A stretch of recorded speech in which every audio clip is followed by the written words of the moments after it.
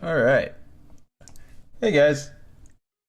It's been a while since I streamed for people who are either watching now or later. Hello. Um I decided I wanted to stream again. Hello Jasper. How far am I into Hogwarts? I would say so. I just got the broom and I started flying around. I started doing some missions. It's still not that long after that. I'm jumping games right now. Like I went into start playing Atomic Heart, but I'm gonna stop playing Atomic Heart because it's getting pretty interesting, and I want to go back to Hogwarts. So it's like a too many games right now. It's too many games. Um, but you guys could let me know how I sound and everything. This is I haven't streamed in a long time. Um, so just let me know. Um, how everything is. So I did went back. Yeah, it took some time, but I thought I would just like start streaming again, getting to some original content and everything. Cause why not? And there's also a few things updates since the last video I've done. So I used to do a lot of different YouTube reviews and speculation. The reason why I stopped was for a couple of reasons. One, it's a lot easier to just go in and jump on the stream. I would put hours into some of the videos. Like I did a 3D video of Phil Spencer, like a 3D Phil Spencer and Satya, and spent like hours on it, and that could take some time. So what I decided to start doing is just jumping on other people's streams, still talk about a lot of these topics, like with Jasper and the Fun Speculation family. So I kind of stopped doing my own streams, just because of time, honestly. And then I went into the gaming industry, worked on Fable, which was amazing. Did some stuff with Ubisoft, and now I think I'm ready to get back into it. There's also the NDA thing, like certain things I couldn't talk about. Like my main topics are Xbox for the most part. I do talk about other people in the gaming industry, but the fact that I worked for Xbox and then you know there's some insider knowledge I would have, so I couldn't really fully talk about it. Um, which sucks. It does suck, but it's been some time. I'm going to not talk about Fable or anything, but I will talk about some things that are popping up in the gaming industry. I think I'll just start doing these streams for those who are interested, and I'll try to do it more regularly. I started setting up the stream today, so if there's any issues, let me know.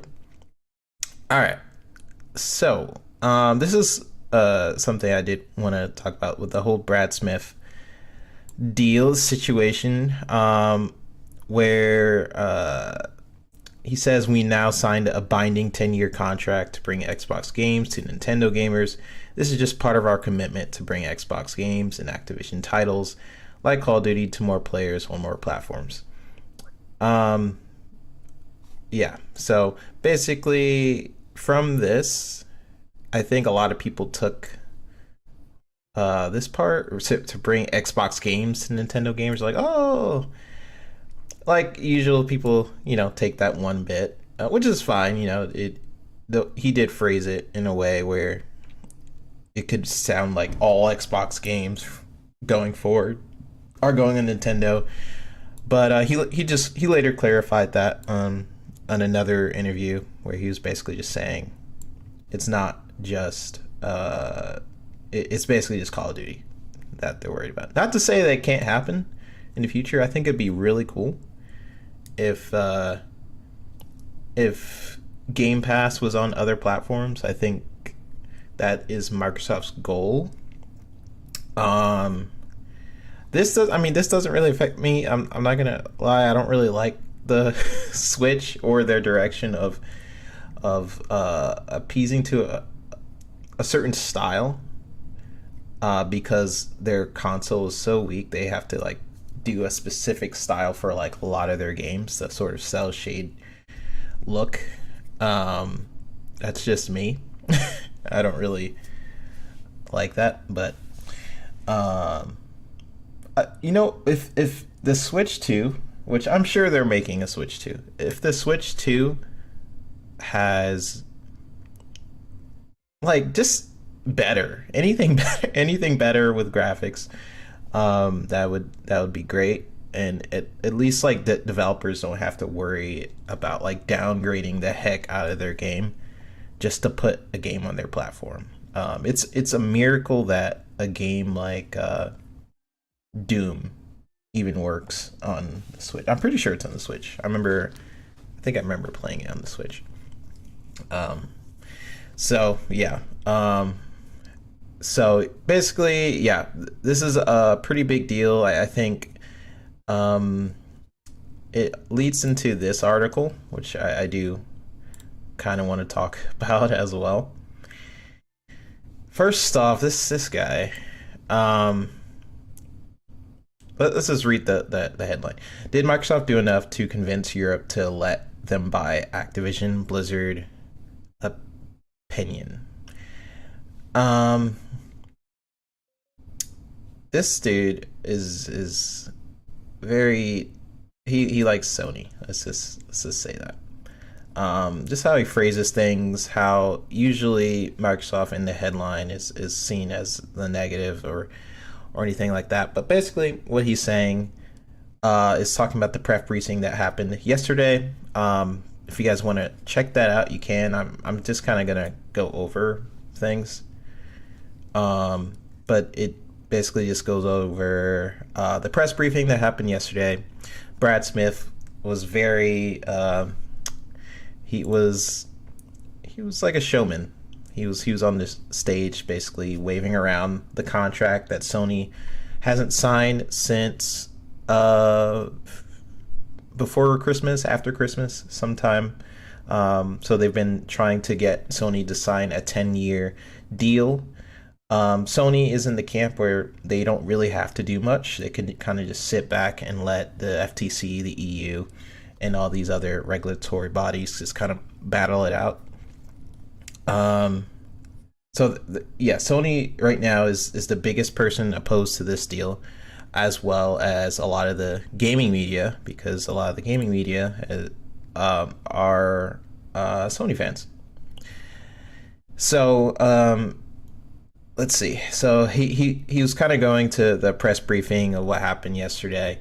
I see a lot of people kind of talk about this deal and like kind of just like, oh, I'm sick of it, which I get. It's been in the media for quite some time, like on and off, which is fine. But yeah, I think I honestly think it's a part of gaming history. Like, this is a moment in gaming history that it's probably gonna be documentaries about. It's the time that we're living in. This is the biggest deal probably ever. So I don't know, live in the moment. You're a part of gaming history. That's kind of how I'm looking at it. I know a lot of people are just sick of hearing about it. Hey, Outbreak. A lot of people are just sick about hearing this news, but to me, it's a part of gaming history. Like, there hasn't been a deal this size. It's opening a lot of buckets.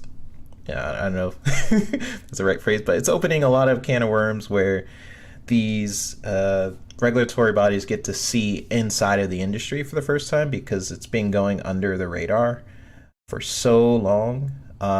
And because Sony is fighting back so hard, so right here early, I'll try to fix it.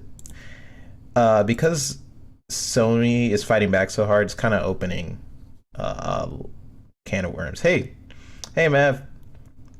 I will try and fix that. That right ear only. I'm not sure. I think I know how. Is it for everybody? Is it only in your right ear? Let's see. I saw you went live. Oh, cool. Yeah, I mean, you can still go live. I just randomly been thinking about streaming again, and then I started setting up this stream. And I don't know. I just really felt like streaming. This has been a long time. I can't remember. Okay. Let's see. This will be like the stream where I'm trying to also solve things because I haven't streamed in so long.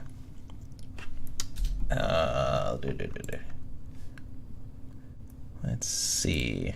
Maybe Mav can help me with that because I kind of forgot where that is. It's in audio filters. Advanced audio. Oh.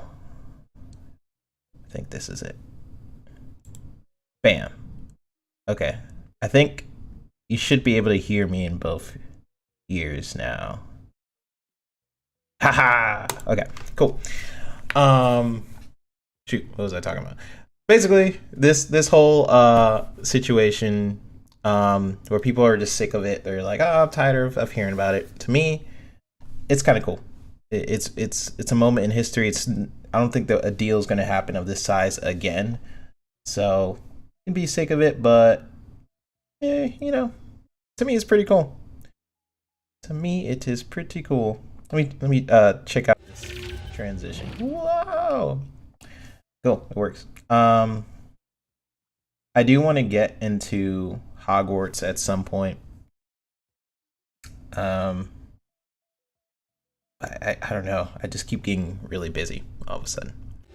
So I did want to go over a little bit of this, but basically, if you guys haven't already heard, this 10-year contract with Nintendo. They're trying to do it with Sony. My opinion is I think Sony's not going to sign until it goes through.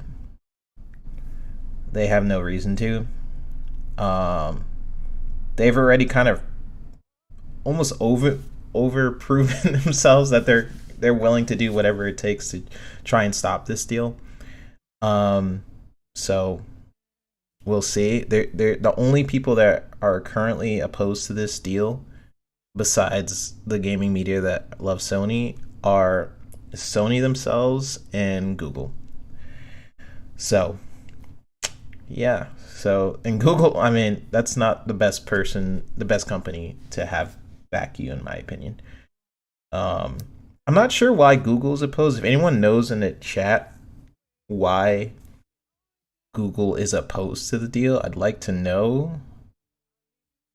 I'm trying to think of a reason. Maybe it has something to do with their Play Store or something. Like, maybe what they're thinking is if Microsoft tries to make their own sort of ecosystem. So right now you have Google, which has the Play Store. You have Apple, which has the App Store.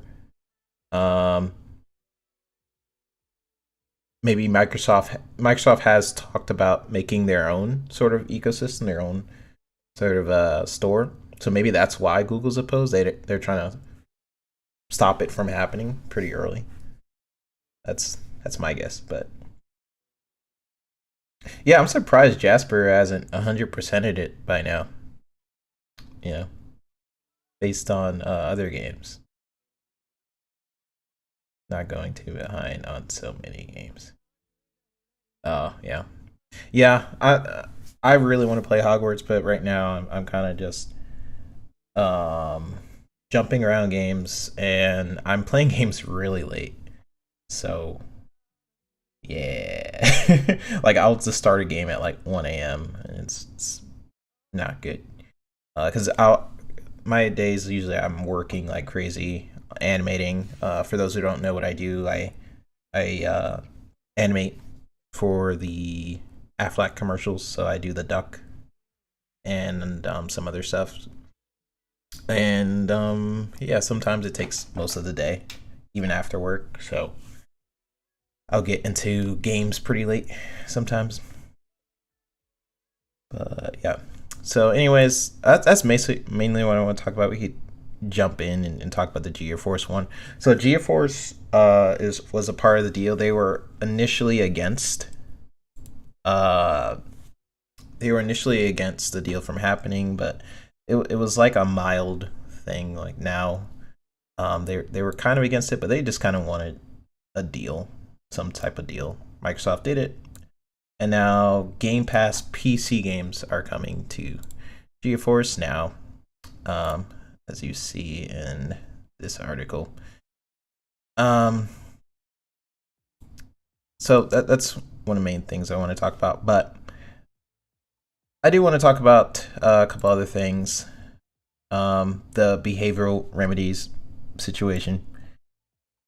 So a big thing that came out of the hearing yesterday was the fact that Microsoft was not willing to do a remedy, a structural remedy where they would get rid of sections of a company. I believe it was the CMA that put up some of those remedies. Like, if you want this deal to pass, a thing we would accept is a divestiture, basically getting rid of Activision or Blizzard, like basically selling those off, or which to me is this whole deal is very interesting because I'm thinking about it from another aspect, which isn't really the gaming industry. I'm thinking about it as if, for example, Disney. When Disney was purchased and they have their own IP, they have their own things that they bought. They bought Fox and different licenses like that. I I don't see any contract from any regulatory body that says that they have to put Disney films on Netflix. They have to put Disney products on Amazon. As soon as those rights were up, like on Netflix, for example, they took it off of Netflix, like Daredevil, and it was Daredevil. It was, um, gosh, what was it? Daredevil, Jessica Jones. Gosh, I can't. Why is my brain? Basically, it was like three, Iron Fist, and there's one more guy. I can't remember his name. Whatever. So it was like three or four different Netflix shows. As soon as those rights were expired, um, Disney took it off Netflix, and now it's on Disney Plus. So you can only watch Disney movies on Disney Plus. And I know this is a different industry, but it's also an industry that is pretty young. Like the cloud service, cloud service games, it's pretty new. It's to me, it's too early to start trying to put in this box. Like, you can't do this with cloud. It's so early.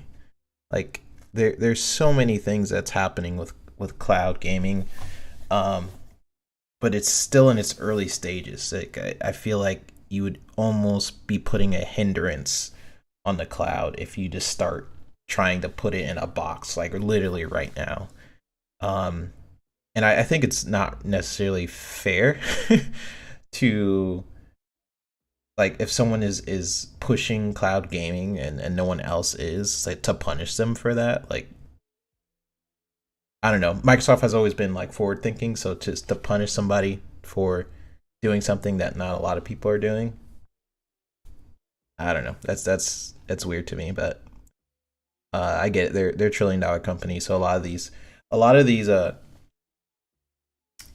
government agencies, they don't look at it like through that lens. They look at it from, I don't even know what lens they're looking at. FTC is like being very political right now, so it's not even about whether it's good for consumers. It's more so about sticking it to the man, sticking it to like, oh, we're attacking big companies. See, we're doing good things. They're doing it for that rather than um, for the right reasons of actually protecting consumers.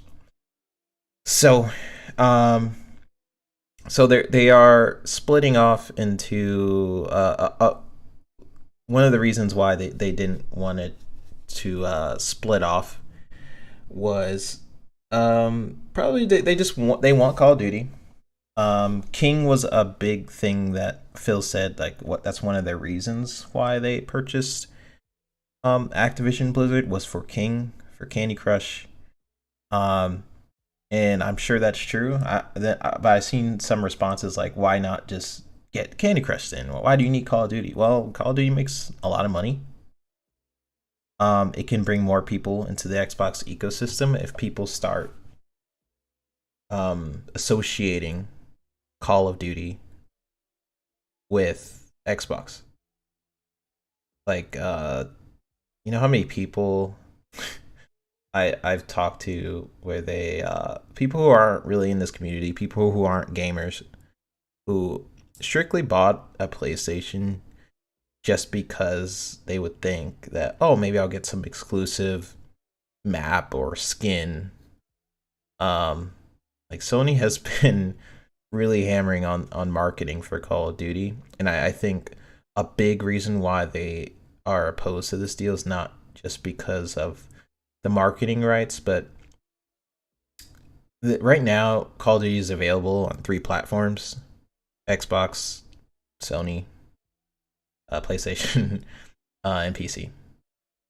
And I don't think they really want it to go to other platforms, because that means more places to play means less places to play on PlayStation.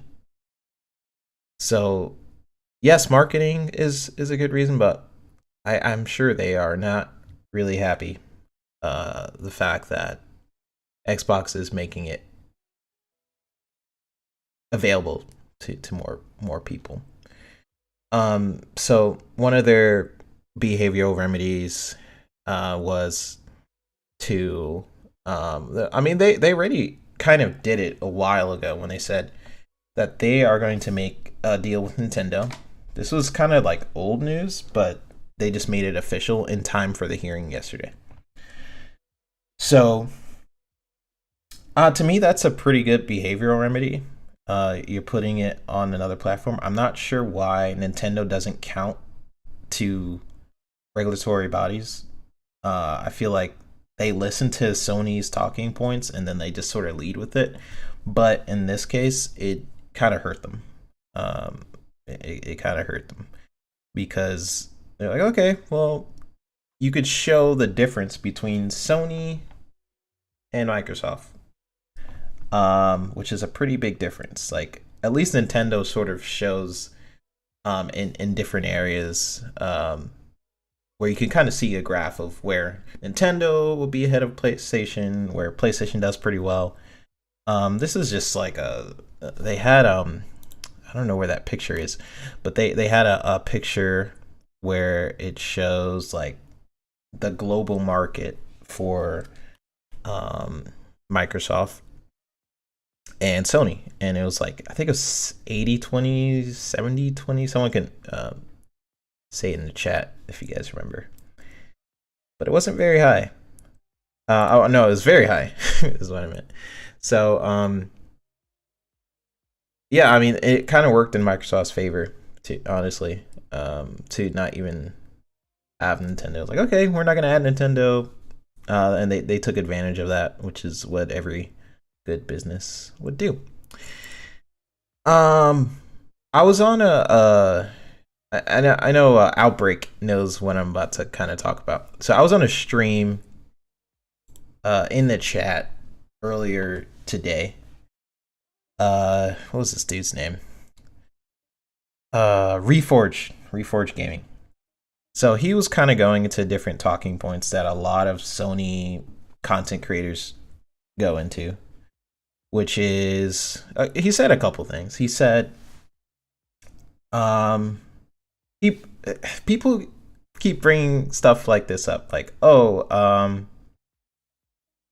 all Xbox games are going to uh, PlayStation. Starfield is going on PlayStation. Just watch. That's kind of what he was saying. He was saying that Halo has never been good, things like that. Um, and what else was he saying? I don't know. He was saying a couple other things, but I noticed a lot of Sony creators whenever news comes out about um, Xbox and them saying that we are going to support more platforms. I think they don't really understand what Xbox usually means by that. Like they will support places generally where Game Pass exists. In Nintendo's case, they are, or in Call of Duty's case, they are treating it like Minecraft. Like they've specifically said this many times that Call of Duty is way too big, and they are putting it in a box sort of like Minecraft. What does Minecraft do? Every Minecraft game, so they have Minecraft Legends, they had the other Minecraft game. Those are multi-plat, but they're owned by Microsoft. It's the same thing as Call of Duty. Every other game, I'm not sure. It hasn't been confirmed yet, but I think it's really smart of these regulatory of Microsoft actually to just say Call of Duty. Put Call of Duty in the contracts. Yes, you can have Call of Duty. We'll put it on PlayStation. We'll put it on Nintendo. We'll put it on your fridge. We'll put it on your phone. They're doing that because they're treating it like Minecraft, where they make more money by putting it on more platforms for sure. But that does not apply to all of Xbox games. They're not going to become a third party, which is what he was saying in the thing. He's like, oh, they're going to become a third party platform. They're just treating it like Minecraft. It's a big game. It's going to be on PlayStation. It's going to be on the Switch now. It's going to be on PC. All these different things. Now the other games, that's a interesting thing as well. It could be that all Activision and Blizzard games is in a unique scenario where they might be scared of appearing like the bad guy if they're going to be like the next Overwatch, for example. If they all of a sudden make that exclusive to Xbox. So I'm not sure what they're going to do there. I am not sure. However, Bethesda games, all the other games from the other studios are exclusive, right? Activision Blizzard is just, it's unique. It's such a big company.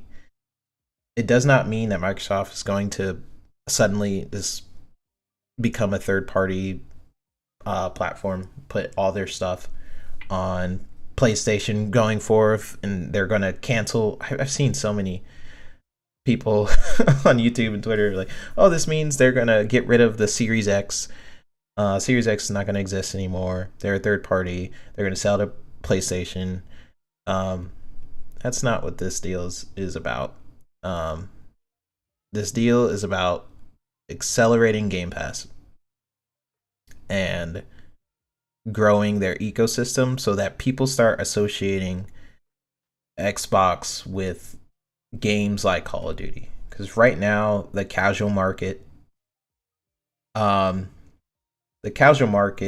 is mostly PlayStation.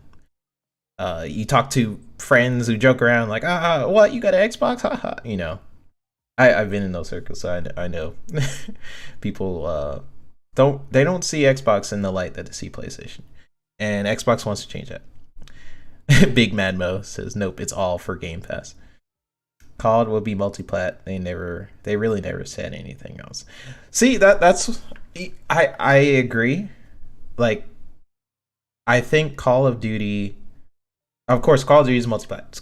They're treated like Minecraft. The other stuff, I don't know.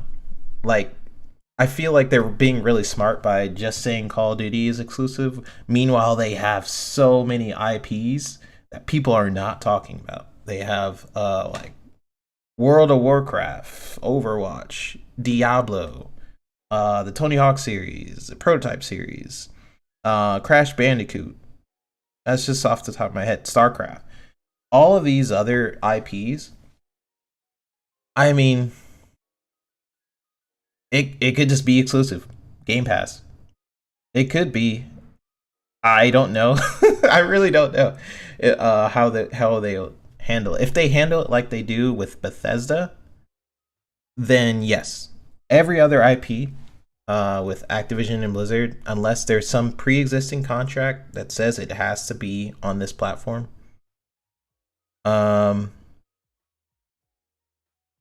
I'm pretty sure those games will be exclusive. But it's Big Mad Mel.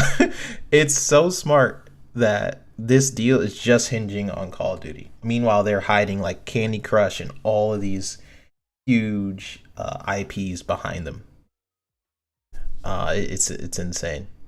Yes, Pong. I am live. I've been wanting to go live for a while. I think today was like there's so much I wanted to say. Like especially Outbreak, he was in that stream, so he knows all these people was attacking me for saying Starfield is not going on PlayStation. I had like 50 people attacking me.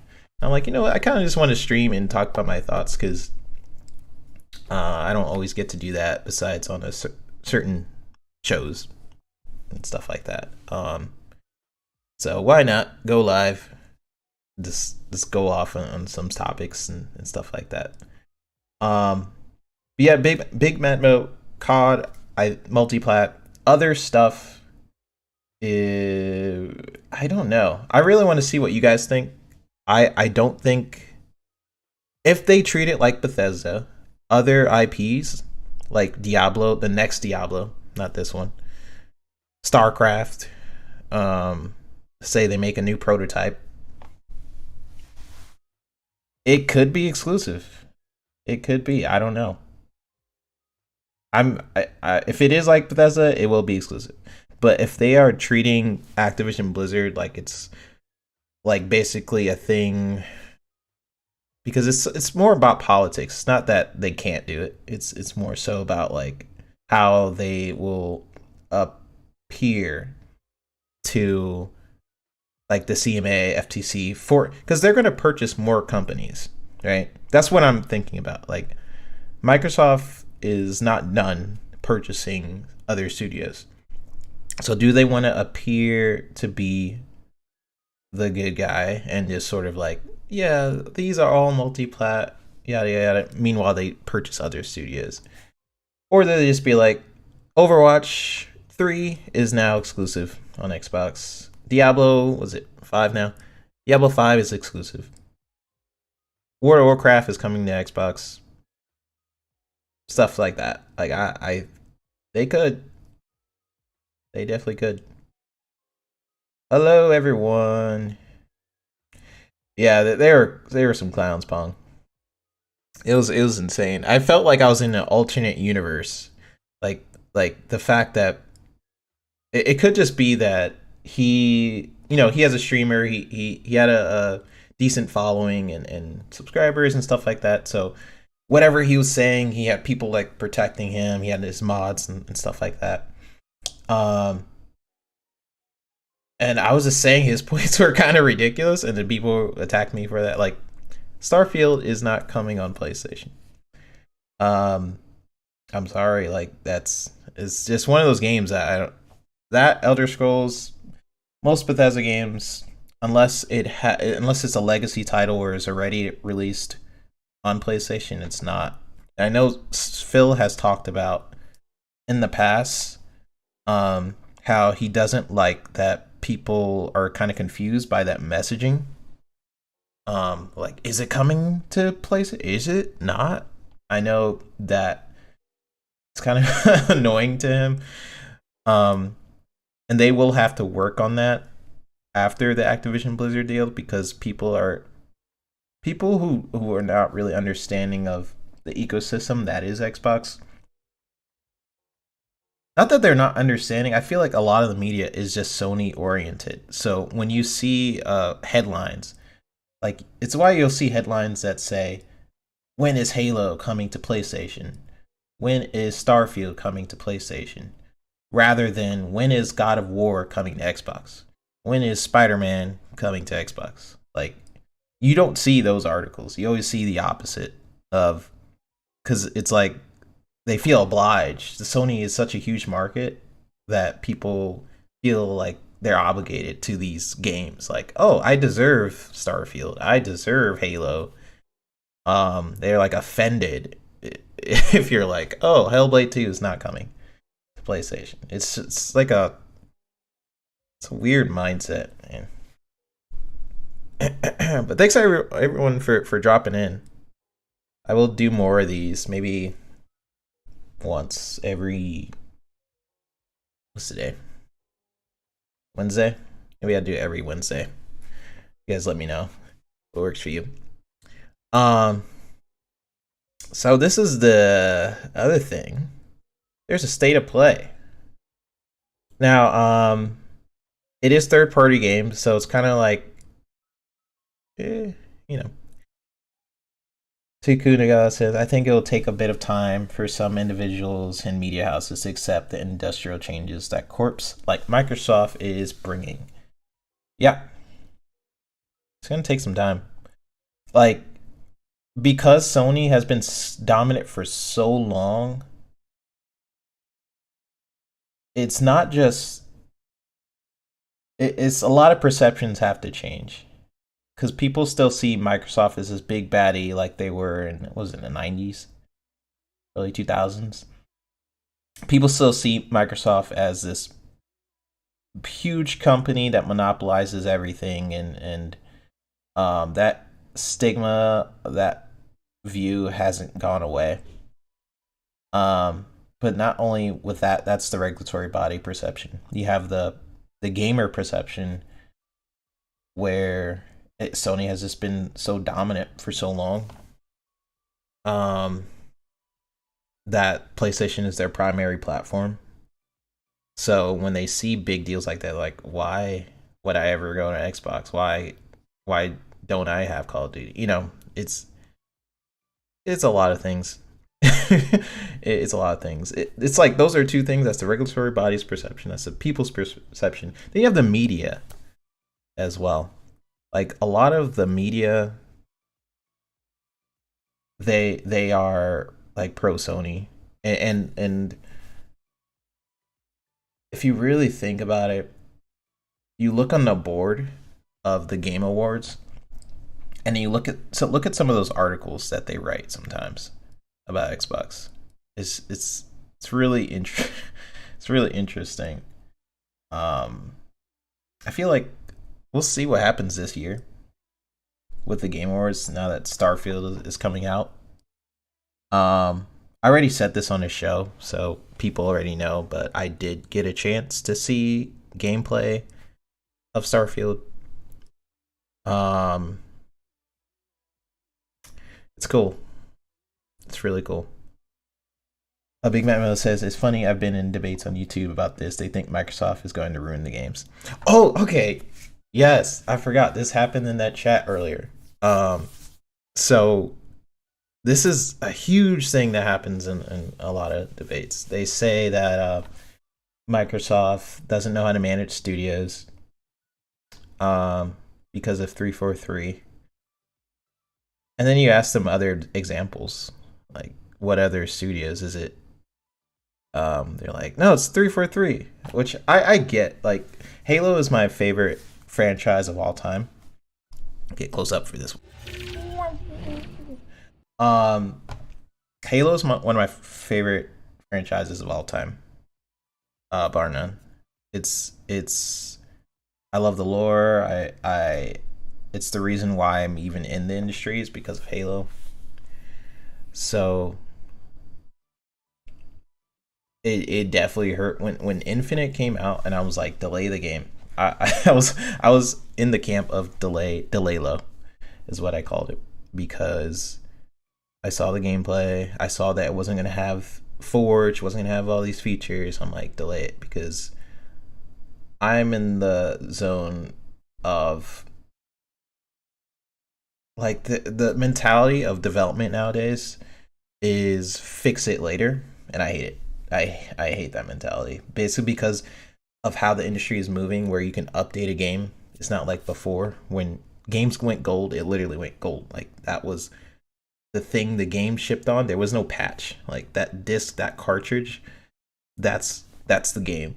If there was a glitch, then oh well. Right? But games nowadays, they can be updated, they can be changed.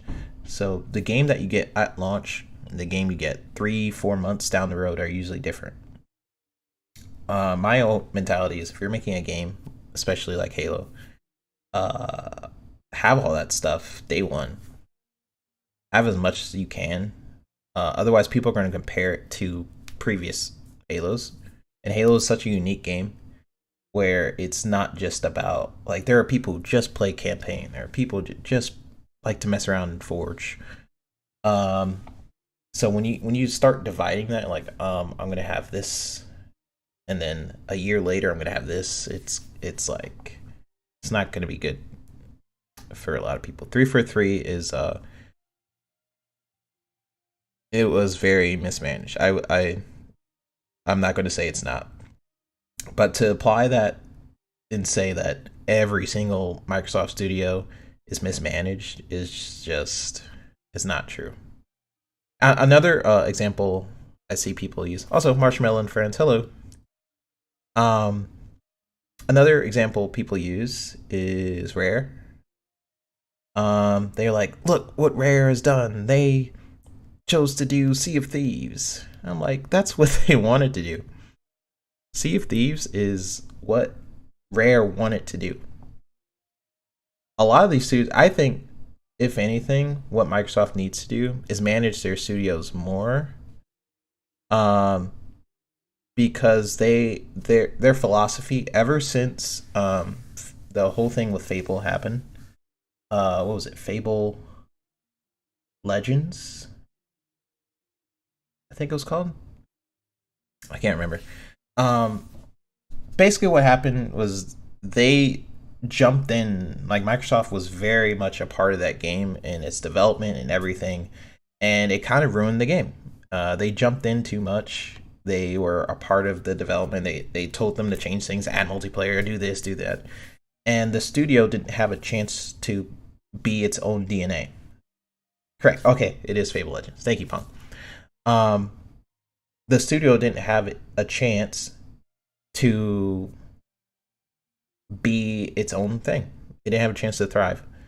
So what Microsoft decided to do, is all in this documentary, by the way. What Xbox decided to do was be hands off from now on. All the other future studios, you guys do what you want. We're not going to tell you which game to make. Which has been good and it's been bad. So with Rare, they don't want to make any of the original IP. They don't want to make Banjo. They don't want to do I forgot all the suddenly forgot all the stuff Rare made. They don't want to do that stuff. They want to make Sea of Thieves. They want to make original content. So that's what they're doing. But I keep seeing people use that as a thing. Like, look, they're not making their IP anymore. They did in the past around Fable Legends. Around the time of Fable Legends, I think is when they forced Rare at the same time to do Connect games. So I'm so glad that they're hands off right now, but they need to balance, because what happens when they're super hands off is 343. They were so hands off that that studio is. Ugh. I've heard a lot of stories. Marshmallow Friends has questioned, have you worked on any hard project? I worked on a lot of hard projects. If you mean like games, Fable was really hard. I can't talk about that much, but that was really hard. I worked on. I mean, how much can I talk about? I worked on some Ubisoft games. Um, Dang, it's like I don't know how much I could talk about. With Ubisoft, I'll talk about Ubisoft. With Ubisoft, that is an example of a studio that I hated working for, and but um, it's because their studio has so many okay, I'm not gonna talk about Ubisoft. I'm not gonna talk about it. I was about to, but I won't. But they have I was part of the UI team for um gosh, how do I not remember any of the names of the games? I was a part of a couple games. I was part of Mario Rabbids team doing the UI, and then the extraction team doing the menu design for that, and that was very difficult. If that's what you're talking about with projects, and right now I'm doing more animation work. So I'm doing animation work for the Aflac commercials. Yeah, Kay Asante, I was really sad to see Fable Legends go. It like when I do recommend you guys watch the Xbox documentary. You can really see how Xbox has learned as a studio. Like that was a big case for them. Like Fable Legends was a huge learning lesson for them. I just feel like they need to balance it now. Like they learn that like, oh, we can't be too hands on a studio. Then then they can't thrive. They can't become their own anymore. Every time I hear people dilute or confuse Xbox messagery, I'm reminded of Phil Spencer famous quotes. This is about delivering exclusive games on platforms where Game Pass. Yeah. Anytime you think someone is like, oh, Starfield is going on PlayStation, just show them that quote. Is PlayStation going to have Game Pass? Yes, then Starfield will be on PlayStation. That's pretty much how it's going to be. And then people are going to say, like, what about Call of Duty? Call of Duty is like Minecraft. It's such a huge game that they're going to treat it like Minecraft. They're going to put it everywhere. Every other game. And guess what? Call of Duty is going on Game Pass. So wherever Game Pass exists is most likely where you can expect to get those games. And guess what? It exists on PC, exists on Xbox. So that's pretty much Xbox's ecosystem. It's Xbox, PC, mobile, and just growing those three.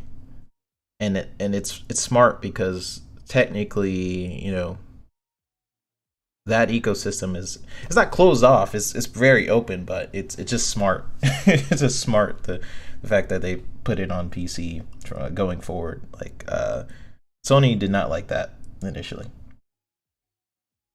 Folks think that Starfield is going to be a time exclusive and go to PlayStation a year later. It's crazy, man. It's crazy. They're going to be waiting a long time. They're going to be waiting a long time. They're going to be sitting in the chair and start turning old. They can watch it on YouTube. Here's the thing, though. Like if there's any ecosystem that that I don't know that Xbox Xbox has a great ecosystem because you can play it on multiple things. Like, let's say you never want to get an Xbox, you could at least play it on a PC, So that's what I don't know. Like, whenever I think about people complaining that like they're taking these games away, not really. If anything, they're expanding it. Like, if PlayStation were to buy Bethesda, you could only play it on a PlayStation. As far as I know, right? I know they have some PS apps and stuff like that. But I don't. They're starting to put their games on PC. But that's just because that's where the market is starting to go. That's a Xbox put like a sort of like a mark in the industry, and the PC user base is so big that you can't just ignore that user base. I mean, PlayStation, they're doing it, but they're learning a little bit. They're learning. It can exist on your smart fridge if you install a Game Pass Android app. I really want a smart fridge. I seen someone play Doom on a smart fridge, and it looked really fun. It was a new Doom. I know people play the old Doom and everything. But how viable a platform do you think game TV streaming, like the app will be in our immediate future? If I'm not mistaken, it's already available. Um, it's already available on Samsung, unless I'm wrong. I just remember seeing a lot of press about it and people like oh, it's so amazing. I just don't think it's on other TVs. I don't. Someone could correct me on that. I'm pretty sure Game Pass is on Samsung, but it's not on like LG. It's not on anything else. I'm right? Okay. Yeah. Only Samsung for now. Like it to me it's super cool. Like I feel like they should also make a deal with LG cuz a lot of gamers have LGs. I have an LG. Can you put it on LG? That'd be really cool. Um I'm smart for Oh, um I was just thinking about this. Sony, as soon as Xbox started expanding and putting Game Pass on other things, like they started putting it on like the browser, trying to get around Apple's App Store. I think they figured out a way. Because I remember that was a huge thing. Apple was blocking them from putting Game Pass on their store for whatever reason. I'm pretty sure they found a way. I think it just like links it to something. I don't really remember how they solved it, but do you guys? This is a question for you guys. Do you guys think that Sony got rid of their browser because of Game Pass, or do you think it was actually security reasons? I'm actually really curious what you guys think about that, because I remember as soon as Xbox started expanding it, Sony's like, no, we're getting rid of our browser on PlayStation, and we're doing it for security reasons. But I feel like it was because technically you could play Game Pass on a PlayStation. I don't know. AJH is I have a smart fridge, but all I can do is change settings from my phone. That's a dumb fridge. Or is it? Let's see. All I can do is change setting. So what? So you can So what you can change? Like what can you change on the fridge? You're messing with the settings on your phone. I think I get what you mean, but I don't know. For now, yeah, they'll expand, I'm sure. Okay, Santos is 100% because of Game Pass, and for the record, they didn't get rid of the browser, they hid it. You can still get to the browser.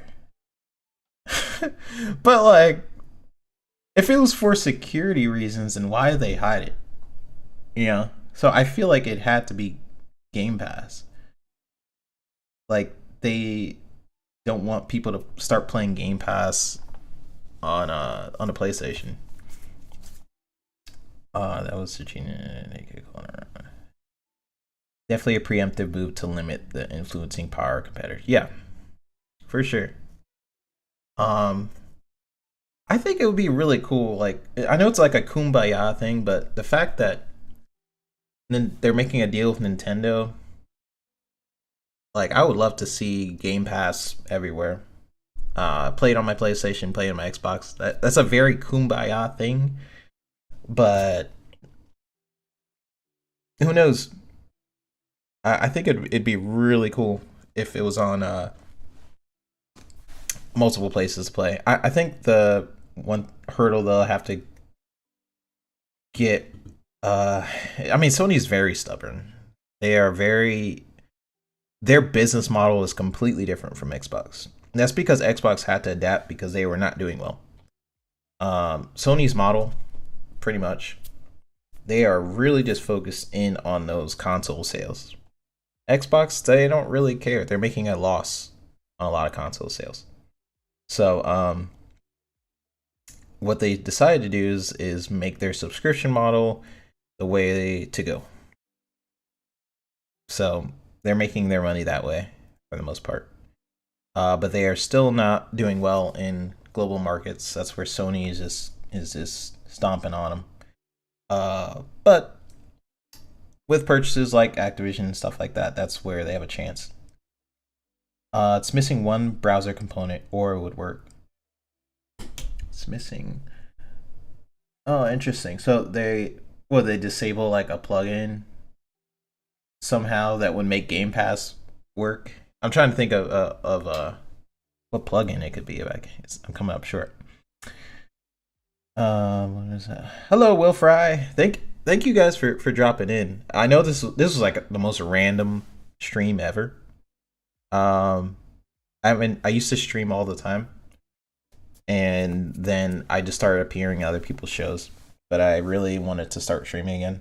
So after I was in a chat today where I was basically getting attacked for saying Starfield is not coming on PlayStation, and it was Reforged Gaming. I would call people out because goodness gracious, Reforged Gaming was basically saying that Sony was going to get Starfield, that Halo has always been trash, that Microsoft's going to be a third-party platform going forward, that they don't know how to manage their studios, things like that, which is like a common thing I see in almost every like BRAP or every Sony fanboy out there. That's like their go-to talking points, which I could battle each one, but I think at the end of the day,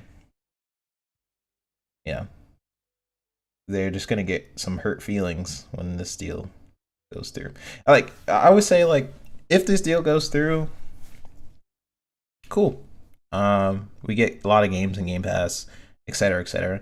If this deal doesn't go through, it's not good for Sony.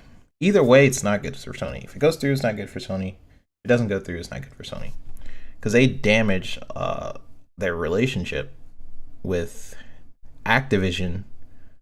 And if it doesn't go through, guess what? Microsoft has 60 something billion dollars to spend.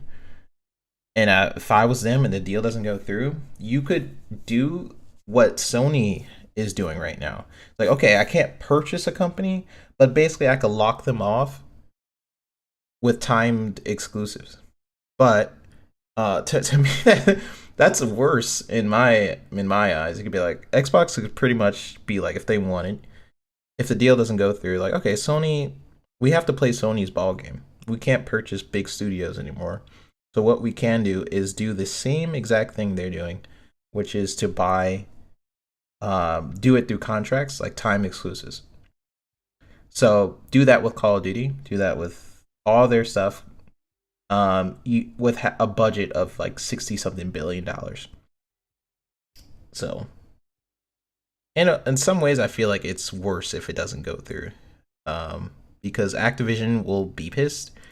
And I see people say like, "Oh, they'll be mad," but they're all about money. Well, Microsoft has that money, and they have a lot of it to spend if the deal doesn't go through. Slight segue. Has anyone seen what Sony is doing with the Fila car that was launched? Let's see, gimmick or game? I have to check that out. Will Fry says stop following those channels because that's all they talk about, negativity towards Xbox. Yeah, pretty much. It's interesting, Will Fry, because not only those channels talk about it, but like the gaming media, like most of the gaming media talks about it too. They talk about it in that same light that the Sony fanboys are talking about. So that's, I don't know. It feels like I'm in a bubble sometimes of my thoughts. Like, are they serious? Like, do they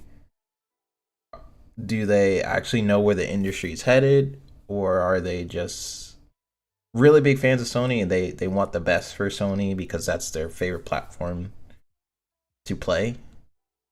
Um, yeah, I don't know. It's like it's interesting.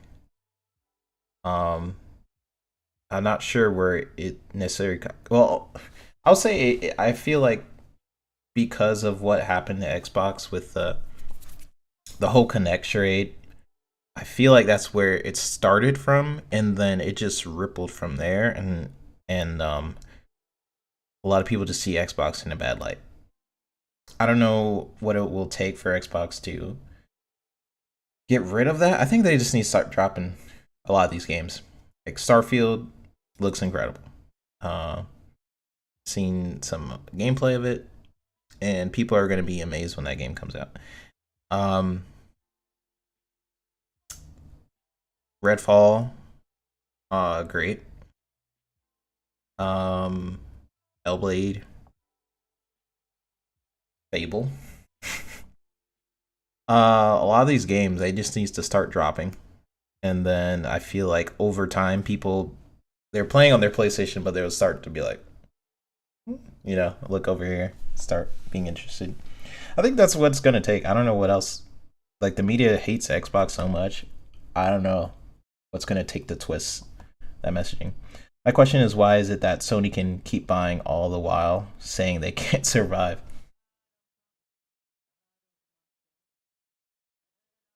Yeah, I don't know. I guess because they're making like smaller purchases. Xbox is kind of like right now they're not buying anything.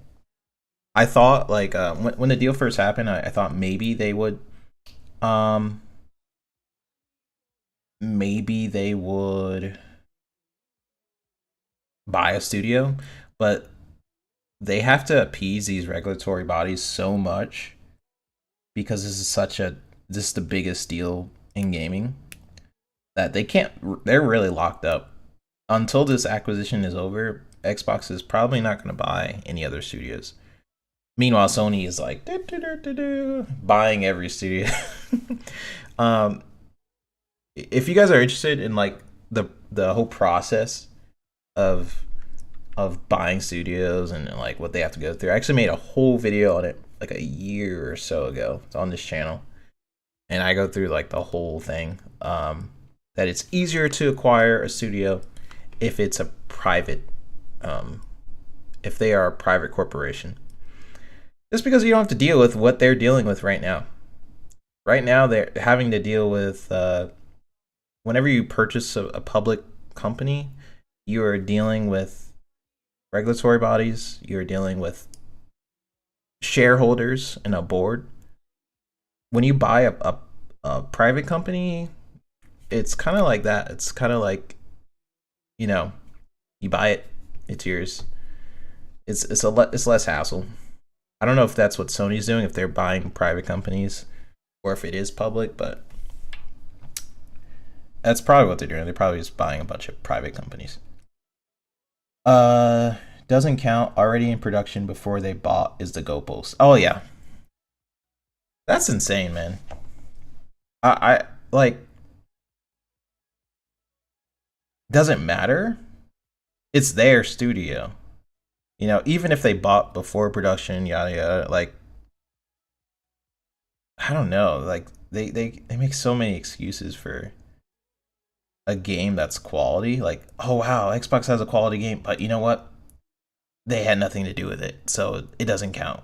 Like, doesn't I don't know. It's weird to me. They owned the studio. They funded like Hi-Fi Rush. They funded development. They've been in meetings with those people. So like, does that not matter? Just because they bought them and then like they had some and like I don't get that mentality. Maybe the time they bought these studios in the past 2 to 3 years. How long do games take to make? a long time. A long time. And it's taking longer because uh it's weird. Like game development is taking longer and longer, but we're also finding technology that speeds up game development. Like for example, AI. They use AI on some artwork in High on Life, for example, just to speed up like paintings on the wall in the game and stuff like that. Um, there are some things in Unreal 5, the way you do lighting, and there's a lot of optimization features in Unreal 5. If you guys want me to get really nerdy, because I am a game dev, I will. But there's a lot of optimization features in Unreal that speeds up development.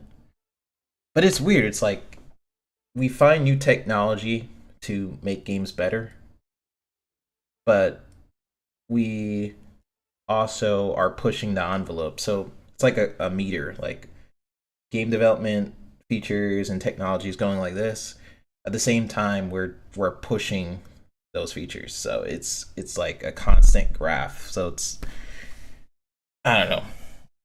Game development is gonna take some time for a while. Depends on the budget of the game. Yeah, and it also depends on the budget. If the game has a big budget, it can take some time. I feel like games like Halo, they I don't know. It's like it can be mismanaged because you have just too many voices of things, too many approvals. Like do this, do this, do this, and then you lose the DNA of the game. That can happen too. You have such a huge game that like everyone has a say in a way, where you start to lose the identity of what a game is.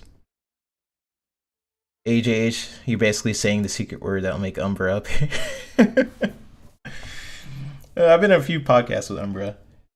He's funny. You like nerd talk? Who said that? I see that somewhere. Do. Oh, that was Poison Maniac. Where do I know you, Poison? I've seen you like really recently. Oh yeah, you posted you retweeted. It was gonna bother me this entire stream if I didn't remember. You retweeted one of our shows, which I appreciate, on FSP. Was it Xbox Ultimate? One of those. Appreciate you. You're interested? If you're interested in nerd talk, I will go. I will go there. I will go there. What's up, the blue? We are just chilling. We are just talking about stuff. Talking about the Xbox. Talking about gaming. You guys could feel free to ask me any questions about the gaming industry. I stopped doing YouTube because of that, so I feel like almost a renewal, a sense that I want to talk about it. So when I was working on, I went from working on at Ubisoft to working for Playground on Fable, and then I couldn't be on a lot of shows for a while. Because a lot of these shows, guess what they were talking about? They're talking about Fable. I'm like, I can't talk about it. And then did some the last like developer direct. I was like helping out a little bit with that, and I think that turned out really good. And that was just like really good communication with a lot of people. Like that turned out great, and I'm a little biased, but I think that developer direct that's should be what it's like going forward. Just like games, maybe a developer talking games. You know, I just really like the layout of that show. I might be biased because I did help with it, but like that's how that's how it should be, in my opinion. Free. Let's talk about Fable. When is it coming out? Oh man. I will say Fable has grass. Confirmed. Heard it here. That direct is what inside Xbox should have been. Yeah, I feel like in a way, um I feel like in a way it is inside Xbox. I don't know. That's not me confirming anything or like, but I feel like that's pretty much what it's like replacing it in a way. That never was my favorite show from Xbox. Of course, Mav and Pong did. Are they streaming right now? I think they are, right? Yeah, Pong has been grilling me about Starfield and Pong has been grilling me about Starfield and Fable for a while. I'll just say like working at Playground and as opposed to working at Ubisoft was a completely different experience. The team at Playground, they're super organized, way more organized than it was when I worked at Ubi. And the teams there are they're super passionate about what they're working on. So to be honest, there's a lot of people at Ubisoft who was super passionate, but I feel like they were being blocked by roles above them that had nothing to do with gaming, if that makes sense. So you have like the developers who are like, yeah, I love these games. I was about to spoil some. I love these games, right? And then you have the people above them who are kind of like, um, yeah, but the statistics of player data means we can't add this type of gun or it has to have these colors because that's what the data has shown is successful. And it's kind of like that at Ubi. So it wasn't really fun working at Ubi um because of that. And also like it, in my experience, had terrible people. I'm not gonna go in super detail. Pong Mav might do it on my behalf. But I didn't have the best experience working at Ubi. Playground, I had an amazing experience. That's why I'm like, when people say like mismanaged studios, I'm like, maybe at 343. But like I personally thought that was one of the best studios I've had the pleasure of working at. Um, that is good to hear, and that sucks to hear on the Ubisoft. Yeah, yeah, it does suck because I think I love a lot of Ubisoft IPs. I love Far Cry. Um, absolutely love the Assassin's Creed series in the beginning. I don't know about now. I love what it used to be. I think like Assassin's Creed 1 or yeah, I could stop at 4. Maybe I'll add in like a sprinkle of like Unity, something like that. Those are great games. Hey Kate, was you and PJ? That's funny. Hey Taylor. Hey everybody. But yeah, I don't want to talk about it too much. Um, but yeah, that was what my experience at UB. There's amazing people who work there. They're unfortunately being blocked by roles that, in my opinion, don't matter.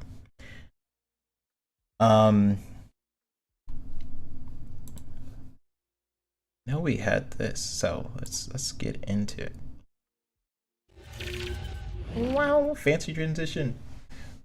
This something that's been on the screen for a while because we just been talking, so that's fine. What do you guys think about this? This is the state of play. It's gonna happen tomorrow, and it's gonna show Suicide Squad. I'm really excited about Suicide Squad. Um, I trust in Rocksteady. I know it's gonna have like some micro transactions and stuff, but it's looking pretty good.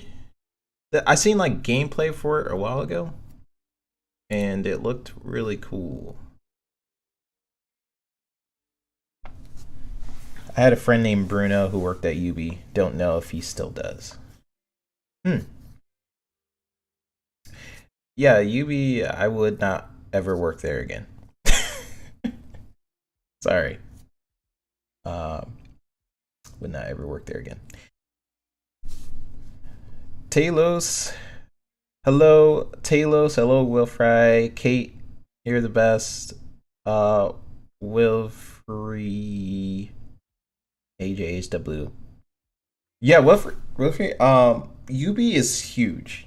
It has so many studios. Um, I don't even know how many studios. Like they have studios everywhere. Thousands of employees, different teams working on different games. Ubisoft Paris, Ubisoft Ontario. I can't even remember honestly. It was so many. I was a contractor, so they didn't treat me the best. I have faith in Rocksteady. I do have faith in Rocksteady as well. I just like whenever a new studio or when a studio does something they haven't done before, it kind of worries me. Like I think this is they never done an online game as far as I know. Like they had features, like an Arkham where it was like fun fact. I'm gonna brag a little bit. I was on the top leaderboard for Arkham for a while. I love that game. Like they had the challenge rooms and the combat thing. I was obsessed with that mode. Um, but as far as I know, they haven't done any other multiplayer. Not that I know of. But I'm really excited for this. So I'm gonna be tuning in to the show tomorrow. VR is weird. I'm back and forth with it. I think VR is awesome. Um Yet I don't think I'm gonna get it. So it's like I don't know. So it's like I'm interested, but I know I'm not gonna get it unless someone buys it for me or something. So it's like I'm side eyeing it, but that's just because I'm interested in the industry and I'm interested in the future. Like I think VR has a good chance to um be something more. I think it has a good chance, but I'm not getting it. So it's like they're gonna show 5 new PSVR 2 titles. They're gonna show some says hot indie and third party reveals and an extended look at Suicide Squad. Kill the Justice League. I'm mostly there for Suicide Squad. I do find it's interesting that Sony is having these shows. Like they are filling the gap of this year. You guys could tell me if there's any other game that I know, but I think Sony it's like a flip flop. Xbox had a terrible year last year. Absolutely terrible in terms of first party releases. They still did pretty well with like sales, if I'm not mistaken. But the only first party game I think they released was Pentiment, right? I think it was just Pentiment. They did have they had some other games on Game Pass like High on Life. But I honestly I can't even remember what else was last year, but it was not a good year for Xbox last year in terms of first party releases. This year, I feel like it's flip flopping. Like PlayStation is relying a lot on third party. Um, so unless they have Last of Us multiplayer this year, Um, Besides that, I think it's a very it's light. I feel like that's why they're showing so much VR and that they're focusing on a third party showcase. Like a lot of these games are, as far as I know, they're also going to be on Xbox. So it's kind of like, I don't know. It's weird. It's weird to have a whole show like where, yeah, I don't know. Maybe it's just me. I'm gonna wait for a sale for PSVR 2. Get this man a VR. Yeah, here's the thing. If you guys get me a VR, I will play it. I think the technology is really cool. I like to do motion capture and stuff like that. I don't think the VR2 works for the PC, so it wouldn't even work for anything like that. Which is like, I don't know why Sony keeps restricting things like putting, like, for example, the PS5 controller can only work, or the PS4 controller doesn't work in the PS5. The VR2, it's not compatible with the VR1. Like, bro, I don't, I don't know why they keep locking off the. I know why, it's money, but like, I feel like they need to start getting better at that, making things more open. Like putting the VR2 on PC would be great. I'm gonna wait for sale. Hey Talos, VR is cool, but I don't know if I ever get into it. VR is really cool. Um, I just don't think right now it's worth buying basically something that's more than a PS5. The technology is great, and here's actually I'm gonna defend Sony here. I know, crazy, right? Whoa. Um, I've seen a couple people complain about the pricing. Um, I feel like it's a decent price for VR.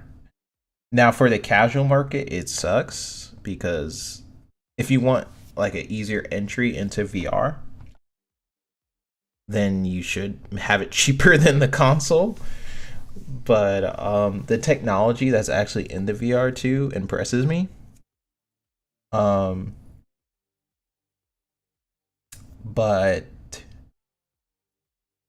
yeah, I don't think I'm gonna buy it. To be honest, I don't think I'm gonna buy it. Um, I did play Half-Life Alex at a friend's house, and that was one of the best VR experiences I've had so far. I feel like if they launched with Half-Life Alex, then I might consider. I might have considered getting it, but now I don't know. I have the first PSVR. I had my fun for a while, and now it sits in my cupboard in a box. How was your experience, Talos, with the first PSVR? Like, was the screen blurry? Like, did you was it pretty accurate when you're moving your head? I think it used sensors. I forgot how it used sensors, but how'd you like it? Poison Maniac says Grounded official releases 1 and Dust Falls 2022. I think that's okay. So it was Grounded, As Dust Falls, and was Pentiment last year? That was last year, right? If so, yeah, that was a bad year for Xbox. I feel like, yeah, but in my opinion, I don't think they're gonna have that year again. Like going forward, I think it's gonna be like a problem of too many games, which is great. It's a great problem to have. I think we're just gonna be bombarded like, oh my gosh, this I can't play all these games. you know, I would say the tech is great, but so was the Connect. Most gamers won't buy it as they would rather just play the games the traditional way. Yeah, I agree with you, AGH. I think a lot of gamers prefer playing the traditional way. Um, I think I'm just thinking of a future, like in Ready Player One, where people just are in chairs and then we hook up our machines and we start, I don't know, shooting peeps, and I would love to be in that future. Like, why don't we have flying cars yet? That's really annoying. That I seen movies when I was a kid, and it said around this year I would have flying cars and like really cool VR games, and here we are, not having any of that. It's really sad. But yeah, the Connect was great. There was a lot of things. Microsoft can be too forward thinking sometimes. I know it's weird. Uh, they can be too forward thinking where people aren't ready for it. Like when they said like, "Oh, our console is going to be always online," and which is like almost standard nowadays. People are like, "What? What do you mean? What if my internet gets hit with a meteorite?" And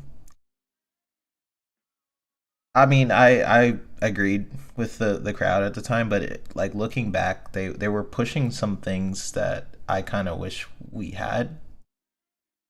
Like they took out some stuff in the early Xbox One that was really cool, like the Xbox Snap feature. Like you were able to watch TV and play Xbox at the same time. To me, that was really cool. I don't know why they got rid of that. I mean, I know why, but I wish they kept it at least as an option. It was all right. I got into it pretty quick. I didn't have that many issues. Just the move sticks. It got confusing. Sometimes I was pressing wrong button. Sometimes, yeah, yeah. Fuzzy said they'd have to hand out pilot licenses. Fuzzy, I've thought about this probably longer than I should have. Right, like for flying cars. I thought about like, would you have traffic if there's flying cars? Like, if there's so many cars in the air, would there be air traffic? How would you do the lanes and stuff? Like, would there just be floating like lights in the air, and you have to follow along a track like it as if it was a road? Um, what happens if you run out of gas or something in midair? And you just like how will they prevent crashing cars crashing into buildings? Things like that. I've thought about for I don't know why I've thought about it for so long, but I still want my flying cars. I feel like if they were to do flying cars and deal with like the traffic and the cars crashing, maybe they'll have it in a way where you're not allowed to crash into buildings. Like think about like a video game where like it's like an invisible barrier. I don't know. I feel like it, like it bumps you, but I don't know how they would do it. But self-driving cars have trouble on the ground. Yeah, but still, I still want it. Right? If you guys watched the first Terminator, um, I think it says in the very beginning of Terminator in the year 2020 or something. We're in 2023 and we still don't have like Skynet or flying cars or anything like that. Thought I saw something on YouTube about a flying car. I think different people are currently developing concept cars, maybe in the next 10 to 15 years. I hope you guys are right. I hope you're right. Because listen, I'm gonna close up for this one. I want flying cars. I want a robot made that can like I basically want to start Skynet. Like I want a robot made that can play like Halo for me and like it's really good and it can like triple kill people and I'm just watching and critiquing her gaming skills and then I could say it's me. I want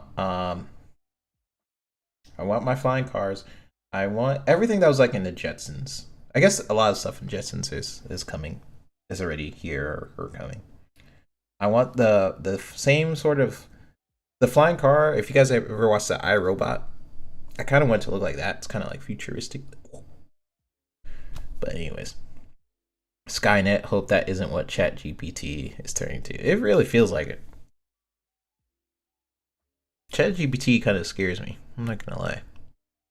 It's cool though. I asked it, what is the meaning of life? Forgot what it said, but uh, I get so sidetracked. I always forget what I'm talking about. This is gonna be cool. I'm only looking forward to Suicide Squad. I don't know about the other stuff. So I guess we'll see. My question to you guys, besides Skynet taking over, is do you think? So we kind of talked about this earlier. Do you think that Microsoft will make ABK games besides Call of Duty exclusive? I'm talking about Overwatch.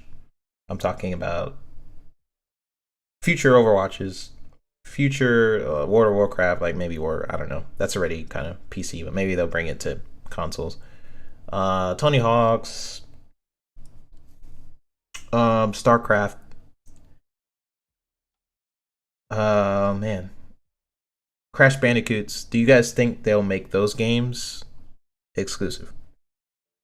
I'm kind of in the middle. I think if they treat it like Bethesda, yes. If not, if they treat it where they're just trying to buy more companies, so they're going to be really nice, then I could see them going the route of like anything Activision is multi-plat. I could see them doing that, honestly. Tuku says, doesn't Sony have an equivalent tech that holds your hand through levels and shows how to play? They are even building a robot companion to go with the PS5, bit like the one that was on the NES. I seen a patent for PlayStation where they showed a picture of the cloud, like a cloud character sitting on a couch next to a kid, and they're playing a game, and he's supposed to help you figure out how to get through levels. That's awesome. Like, I want to see that stuff. Like, where did that go? I feel like that is future stuff that I want to see. Like, I'm all about advancing technology in ways like that. Like, I feel like that would be really cool. Like, when I was a kid, I always thought that we would have, like, I remember I got a magazine of R2D2, and you can buy him. He was like almost life size, and then he had all these different commands, and they made it seem like he could play games with you and stuff, but he could barely like walk forward. Wishful thinking. Single player games stay exclusive. I think multiplayer games multi-plat.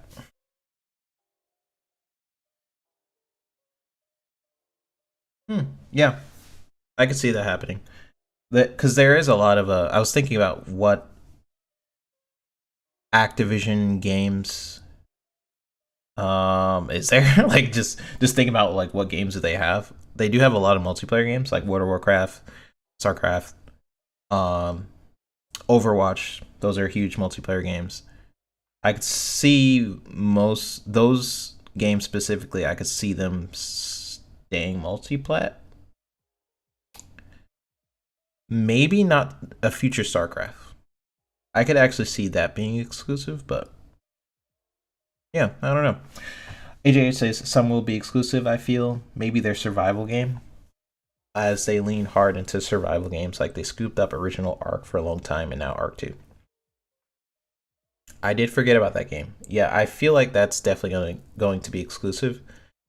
Um yeah, that's a good one. That I feel like 65% confident that that will be exclusive with no data and nothing to back that up. Tuku Nagala says most future ABK IPs will be exclusive, but anything with pre-existing contracts and communities will remain multi-plat. Even COD at some point will be exclusive. Interesting. You think COD will be exclusive? I think COD will never be exclusive, but if they make like a COD spinoff, like let's say they do a Ghost DLC, I could see the DLC being exclusive. I could see that. But just based on all the legal stuff they just had to go through for this case, they're going to be really careful about Call of Duty. Anything else is fair game. It's however they want to handle it. Poison Maniac could be a case by case basis like Bethesda. Well, with Bethesda, most of the games are exclusive. Um, the only time it was case by case is if there was a contract, like with Deathloop and Ghostwire Tokyo. Those had contracts where Sony wanted to market it, you know. So that was a case by case. And then other games like I'm trying to remember everything. So that was legacy titles. So if a game already released, like a Doom game or a Wolfenstein, if those games are already on PlayStation, they're not going to take that away. But if they have another edition of it, like Skyrim, for example, released on the Switch, all the previous games that was already on other platforms, and if they get newer editions, those are also multi-plat. Everything else is exclusive. And I think a lot of people was really confused by the legacy thing when the deal was first announced. But that's basically what it is. If it was already on other consoles, it's going to stay multi-plat. But sequels, like Doom, the next Doom, I'm pretty sure is exclusive. Or if it's Quake, that's gonna be exclusive. Elder Scrolls, that's gonna be exclusive. But the first Wolfenstein game that they made, that's if they decide to do a DLC or I don't know, some special extra deluxe edition remastered, then that'll be on every platform. Tukunaga, they would start an alternate universe to Modern Warfare, Ghost and Black OPs. Yeah, so that's what I'm thinking. Like, if they do a side game, even then, I don't know. They just because it's such a weird thing with like the way the government basically has attacked Microsoft with Call of Duty, they're going to be under a microscope with this franchise. So I think I'm gonna take back my stance. Every Call of Duty is multi-plat. But I don't know, man. Yeah, every just based on like how they had to deal with all this crap with the FTC and the EU. Yeah, I feel like all Call of Duty games are just multi-plat. Every other game, it could be exclusive for sure. There's a game COD name. Yeah, anything with COD in the title. Because I'm also thinking about like if they're treating it like Minecraft, then Minecraft has spin-offs, right? Minecraft has Minecraft Legends, some other Minecraft I can't remember the name of. Those are on every platform. I'm actually like I wish they treated Minecraft a little bit like if it doesn't really feel like it belongs to Xbox. Like I wish they did like some exclusive skins or something on Minecraft or just something to reward people for playing Minecraft on Xbox. I feel like they I don't know. Tuku Nagala says, "Let's change it to duty." We call I was thinking that what's stopping them from just saying, "Okay, we're done with Call of Duty. We're gonna take the same people who are doing Call of Duty and do something like Duty We Call, and then make it exclusive." They could, they could legally, they could. Um, I don't think that they will. I mean, I feel like what they're gonna do, because who knows how the market is going to shift in 10 years? No one knows. So they sign these contracts for Call of Duty in 10 years. Sony has an opportunity to make a competitor in those 10 years. They have 10 years to make a competitor to Call of Duty. Will it be successful? Probably not. Maybe. I don't know. But they are at least trying. They are making a ton of games as a service games. I forgot how many is in development. I'm actually gonna look that up really quick.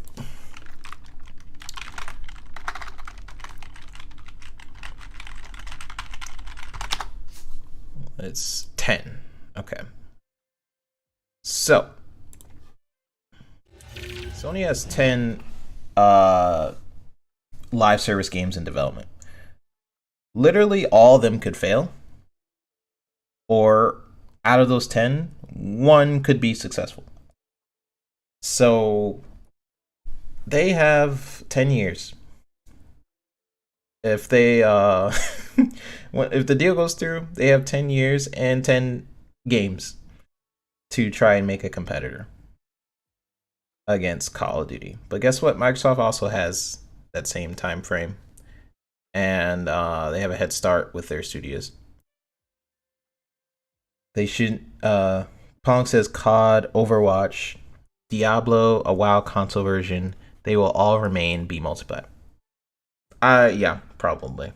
The thing about WoW, do you think? Do you think World of Warcraft will just have an Xbox and PC version? That I feel like that could be an exclusive, but Overwatch, Diablo, yeah, probably multiplayer. I agree. Poison Maniac says they should not take COD on head on. Be creative.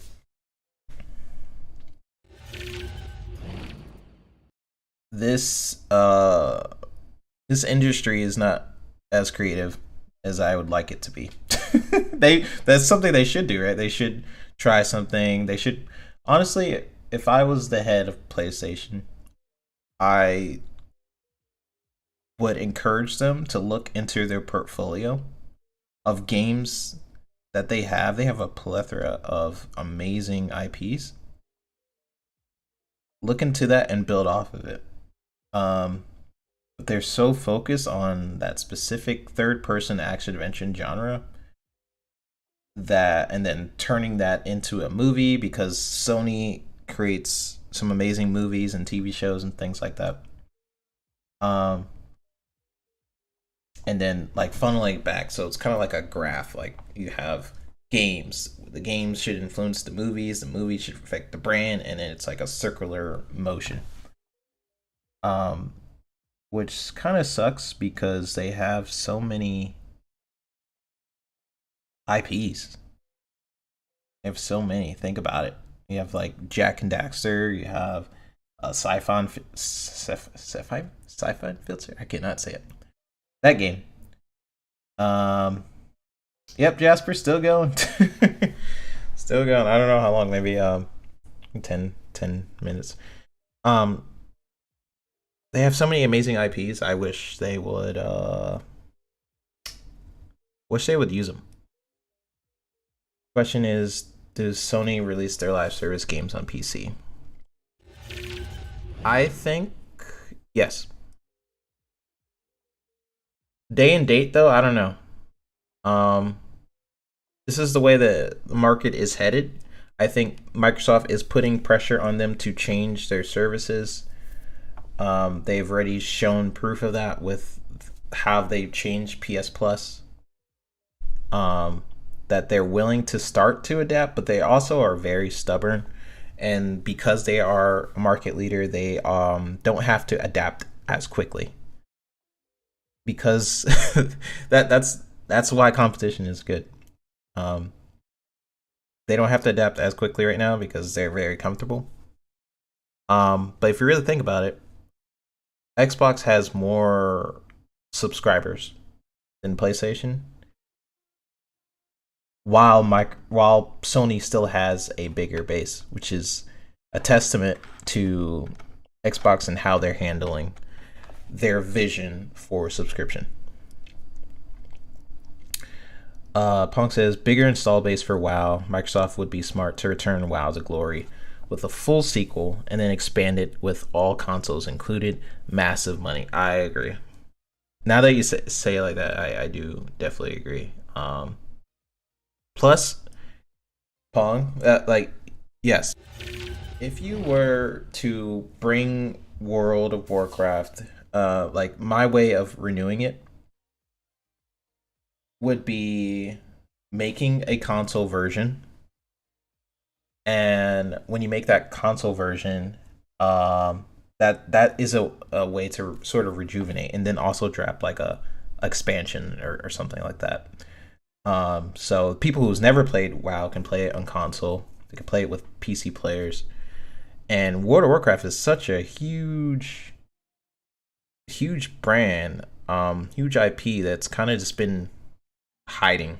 I feel like no one is talking about that Microsoft is about to own World of Warcraft. But if this happened like 5-6 years ago when World of Warcraft was at its prime, I feel like it would be a lot more of a big deal. What's up? We got Chris in the chat, Pong, Mav, AJH. Appreciate you guys for dropping by.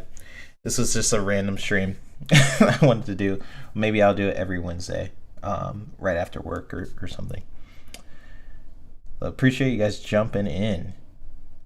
AJH says, so is Final Fantasy 14. Wait, I must have missed something. I doubt it. Pong for a while, unless Sony relinquishes their contract. Oh. Is Final Fantasy... I don't know much about Final Fantasy 14. Is that only on PlayStation? I actually don't know. That's the online Final Fantasy game, right? And I know it's very successful, and it's helped... Like, I know things about it. Like, it's helped Square Enix pretty much not go bankrupt. Oh, it's only on PlayStation. See, Square Enix be making some dumb decisions. Like, that's all on them. Like, whenever they complain about anything financial, like, that's all on them. Like, I don't want to hear. Like, how are you gonna have a game that's like online like that, like Final Fantasy 14, and put it on one platform? I'm glad it's doing well, but they be making some interesting decisions. Like,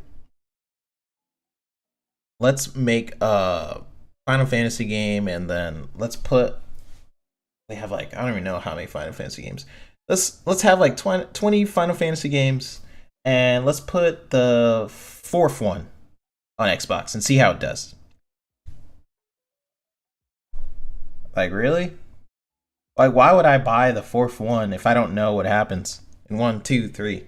You know, like, that's what they did with Crisis Core. Like, if you're going to try and make it so people care about your franchise, at least give context to the franchise. Square is interesting. Yeah, some crap games too by Square Enix. Yeah, true. With Forspoken, didn't do too well. But I've heard like some people liked it. And like spaces and stuff. I know Jasper likes it. I played the demo. I'm not gonna lie, that demo was...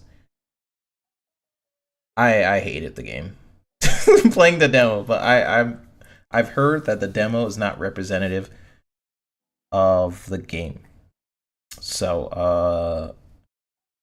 I'm not gonna buy it, but maybe when it goes on sale, I'll check it out, because I will play anything, and I'll watch any movie. I love watching bad movies because I can make fun of them and stuff. And I'll play anything. If it's a bad game, good game, it doesn't matter. I feel like you can learn a lot from stepping outside of different genres of games, music, anything. So that's kind of my mentality for games. I'll check it out at some point. Chris Jones, at one point, because they had to stop selling Final Fantasy 14 because too many people were buying it and playing it, and their servers couldn't handle it. Imagine how much money they would have made if it was on Xbox too. That's crazy. That's like,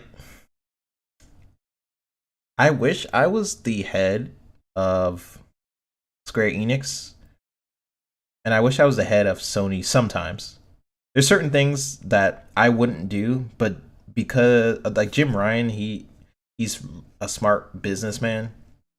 Sometimes I feel like a lot of what they're doing, this doesn't make sense with the ABK thing. Like a lot of things, I'm like, really, is that worth it? But um, if I was the head of Square Enix, like, there's a lot of things I would do differently.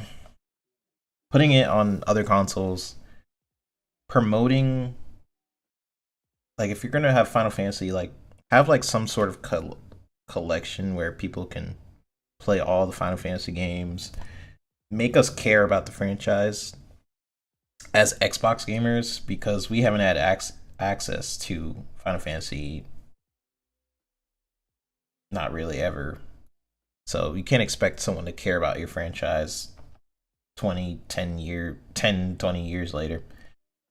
You're the head of Abandon. A lot of people don't know that story, Chris. So for some of the people in chat who don't know, I own the rights to the name Abandon. So that's why Abandon the Game was the name of my game. So that's why I was really confused when I started seeing promotional material for Abandon on PlayStation. And then I looked at the material for like what they were showing, and they literally just ripped assets from Unreal Engine's asset store of like Forest. They didn't change a thing. They literally just pressed download and then took a picture and then said this is our in-game screenshot. And I'm like, bro. There's a lot of shady things about that game. But what I found weird was, how did it get to be on official like PlayStation platforms? Like, how did it get on the official PlayStation YouTube, on the website? It had its own app. Like, what the heck? So weird. Spill Fable tea.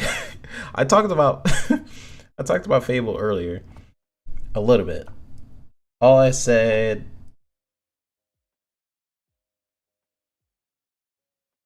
I don't remember what I said. I said something about grass. There's grass in Fable. That's confirmed. There's a sky.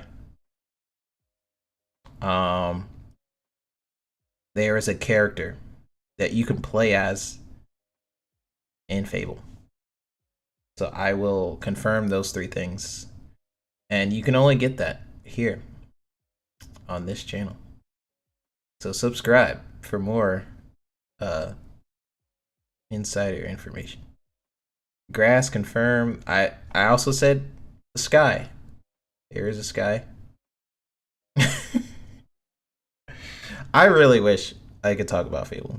It's like it kills me sometimes that I can't talk about it. Yeah, I wish. You guys, I will say like that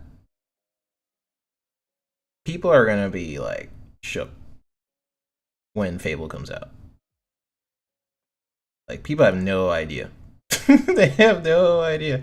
I really wish I could talk about it, but I'll just say that people have no idea with Fable. Tell me more about Starfield. When's the deep dive? You guys are asking. Of course, when Mav comes back in Pog, they start asking me all these insider questions that I can't answer. I have no idea when Starfield's coming out. I have no idea. I seen things, but I don't know what's true. So I don't know. I've seen things. I don't know. I don't know what's true. Tell us more about Scalebound. Scalebound is dead, and you should stop believing in it and kill all your dreams, because Scalebound is never coming back. What's Insane Cake's next game he's working on? I don't think I could say it. I was actually about to ask him. I don't know. I have no idea. No idea. Did you make it onto the show that you tried out for? Oh, you're talking about that post. Um, for those who don't know, I did a post where I was in a green screen room and I had studio lights and stuff. That's for a project I can't talk about yet, but I will be able to talk about it maybe in like a month and a half or two, maybe two. Ask me again in like a month. No. Ask me again in 2 weeks, and I'll give you a different answer. What other teams are working on Fable besides? Oh, man, killing me. I can't talk about this stuff. I can't. Oh man, I can't. When will they announce Fable? I'm gonna get Mav. Mav knows what he's doing.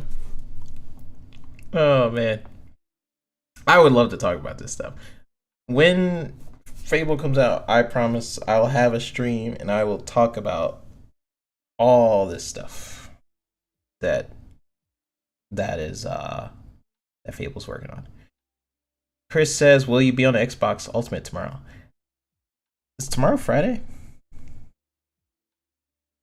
Oh, no, tomorrow's Thursday. Yeah, I think I will be. I think I actually will be on Friday's Ultimate. So yay! I will be there. Yes, please like the stream. I don't know how long I've been streaming, but appreciate you guys. Microsoft conference in 2 weeks confirmed. That's funny.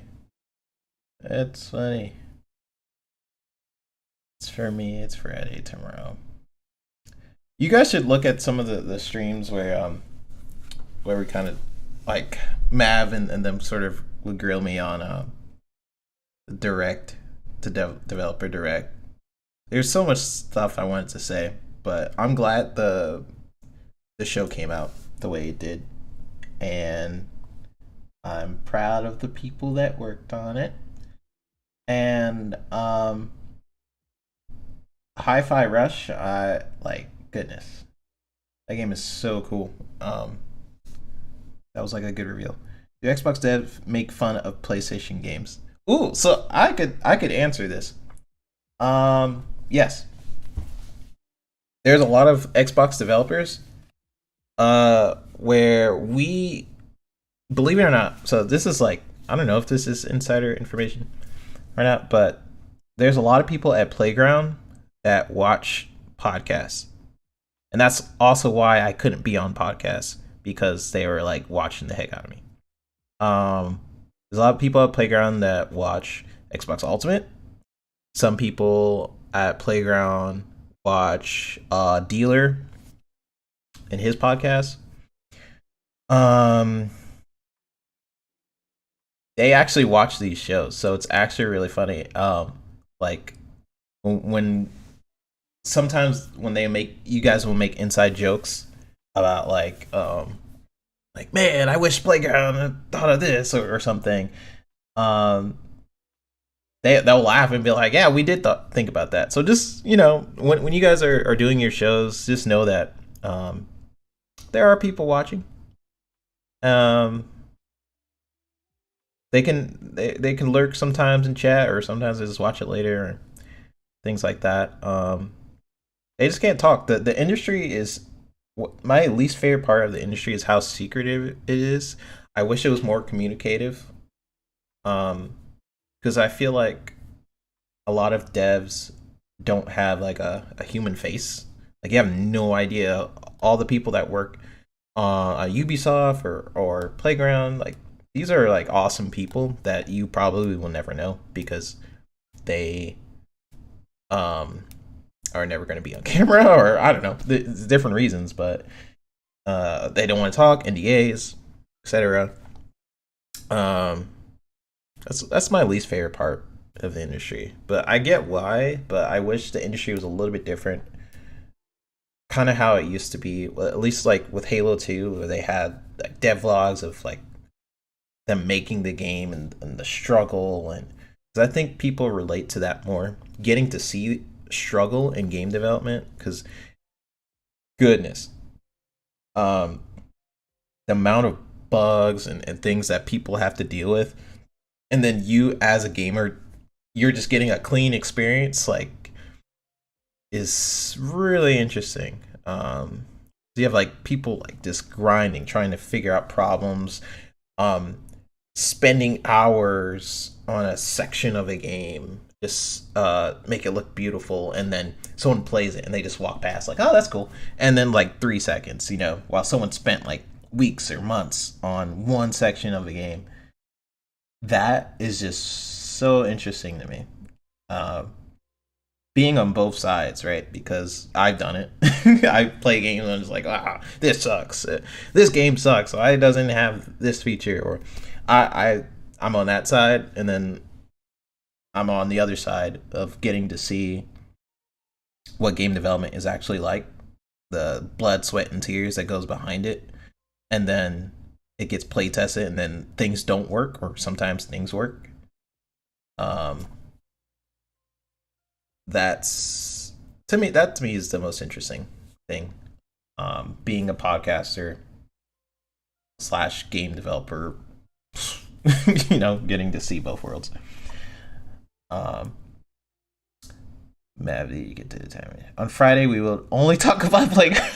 I swear, every time I went on Xbox Ultimate, when I first went to Playground, the topics would always be something about Fable, and then I like had to, like, I don't know, have like a poker face, or I don't freaking know.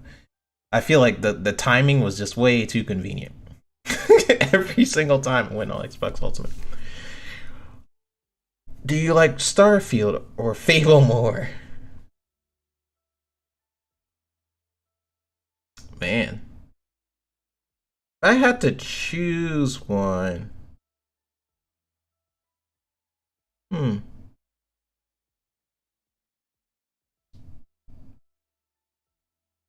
I don't know.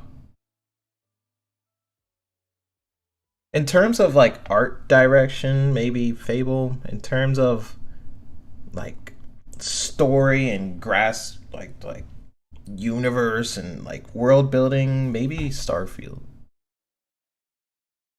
But I don't know. 3-bit, did they get to know the Fun Speculation Network because of you, or were they already watching? They get to know the fun. I don't know. There were some people in here earlier that I know have watched my videos. Um, but yep. But the rest of you guys probably just know me from different streams I'm on. Calling after playing Atomic Heart, that reviewer that game is a 4. Someone gave it a 4. Hmm.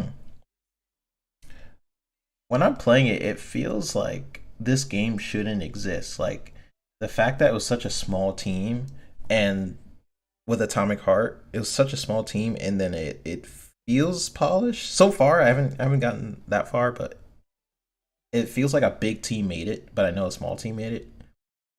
It feels like a game that shouldn't exist. Like, I don't know. Really cool so far. He's asking about Playground devs knowing of the channel. Oh, I was like, what the heck are you talking about?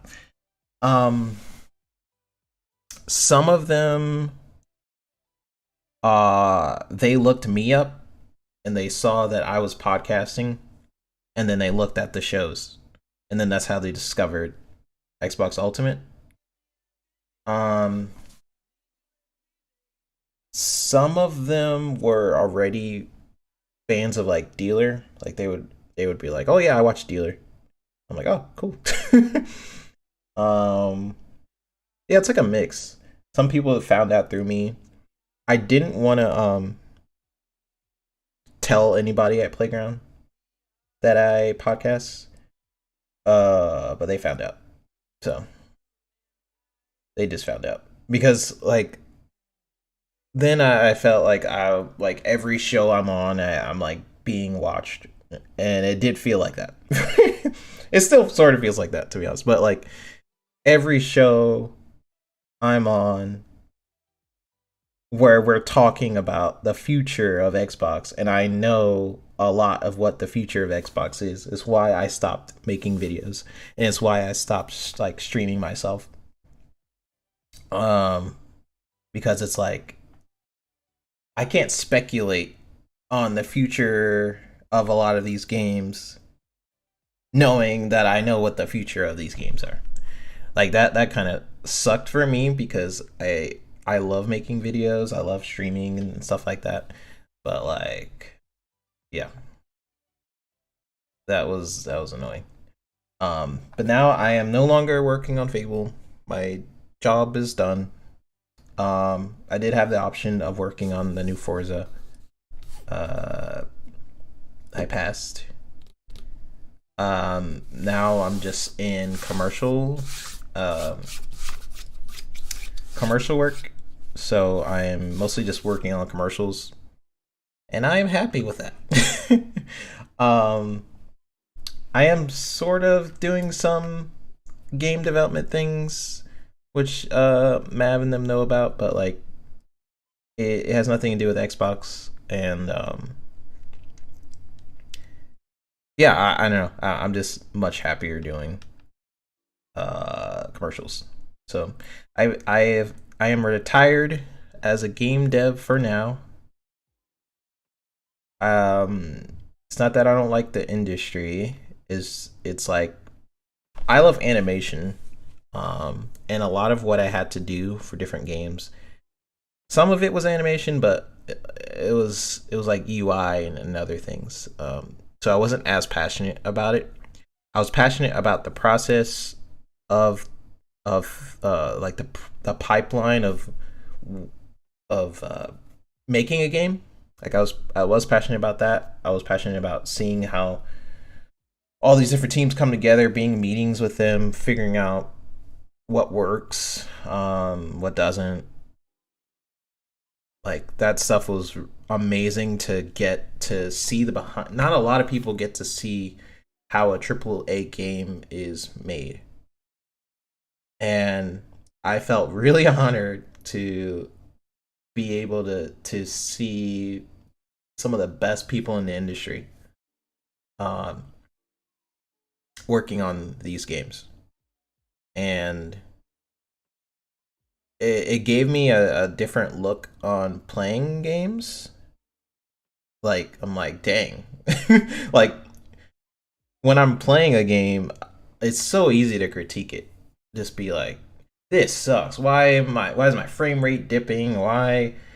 Um why can the pacing of this level sucks? And I would do that just like everybody else, but when I actually was behind the scenes and I seen the decision making for why they make decisions like that, like in level design or multiplayer or whatever, then it gave me a new outlook on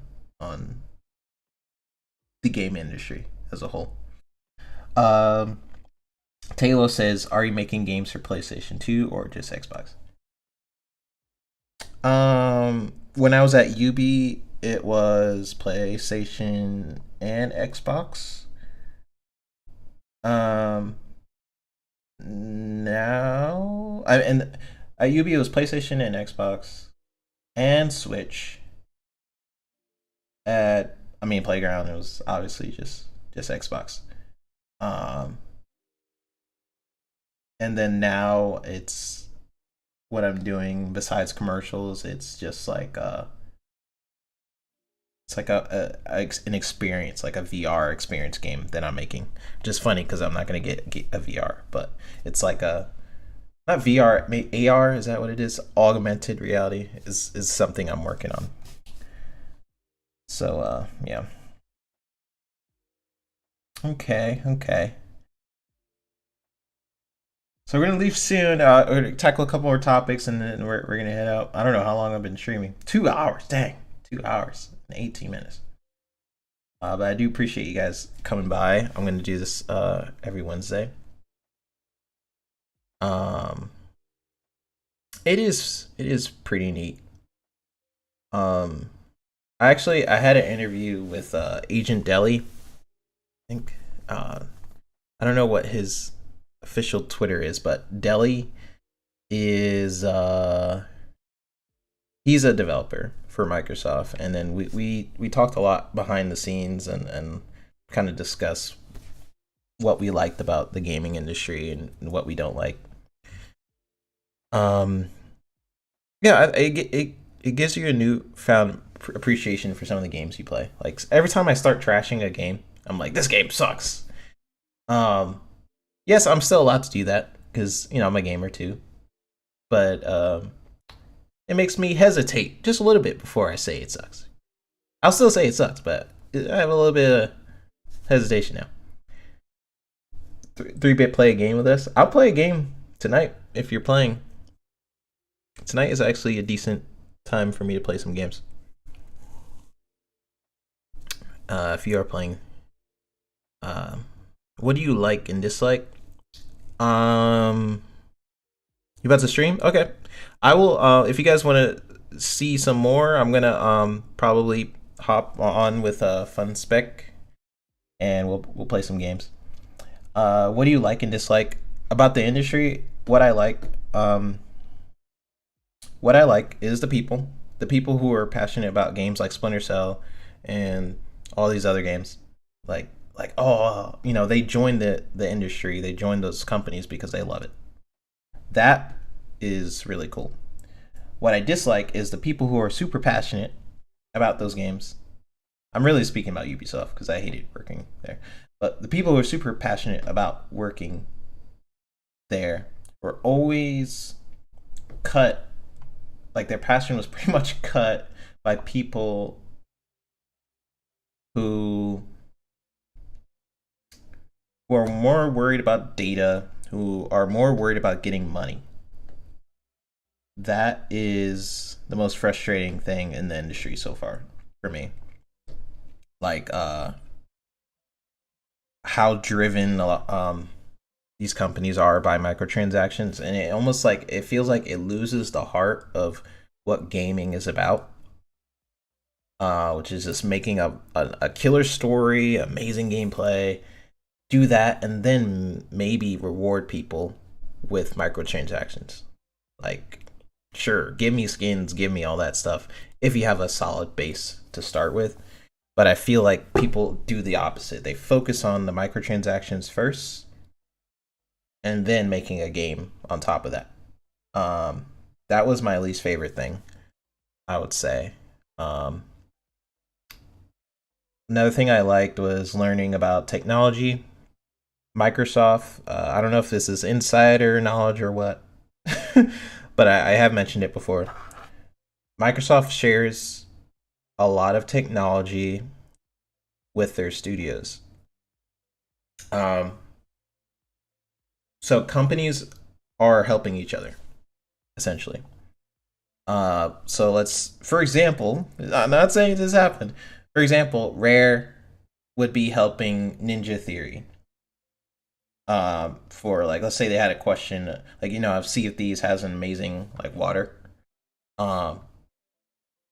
Rare would be like, or Ninja Theory would be like, wow, that was amazing water. Can we add that in Hellblade? Yes, here's how you do it. And then you talk, like, okay, thank you. They're constantly talking with different studios, sharing technology. So when I hear people say like these studios are being mismanaged, with 343, I feel like was definitely a special case, but I also feel like there is a huge benefit with Microsoft owning these studios that people do not talk about. The fact that Microsoft now owns these studios means they have an extra layer of support, not just financial, but technology. Like, people don't talk about that stuff, and it frustrates me whenever I see like a lot. It's mostly Sony fanboys and the media, but Sony fans basically saying like Microsoft always mismanages their studios. Look at 343. Look at Rare. And me being behind the scenes and seeing that that's not true is frustrating, you know, because I can't always go into why. But what I will say is that they are sharing technology with each other. There is a huge benefit to Microsoft to owning these studios. That's not just financial. So I don't know. Pong Soul says, "Why does Mickey Mouse work X?" I don't know. Whenever I think of like Sony fans, I'm like, "They talk like this." But yeah, Spider-Man said so. They were lying. So who's lying? Who? I don't. Is it pay good? So they're lying. Who's lying? I'm trying to figure out what you mean. I think they need a balance maybe for some that do need checking in with maybe. Yes, Poison. Yes. They need talk about this in the beginning of the show, but I feel like they, after Fable Legends was a thing,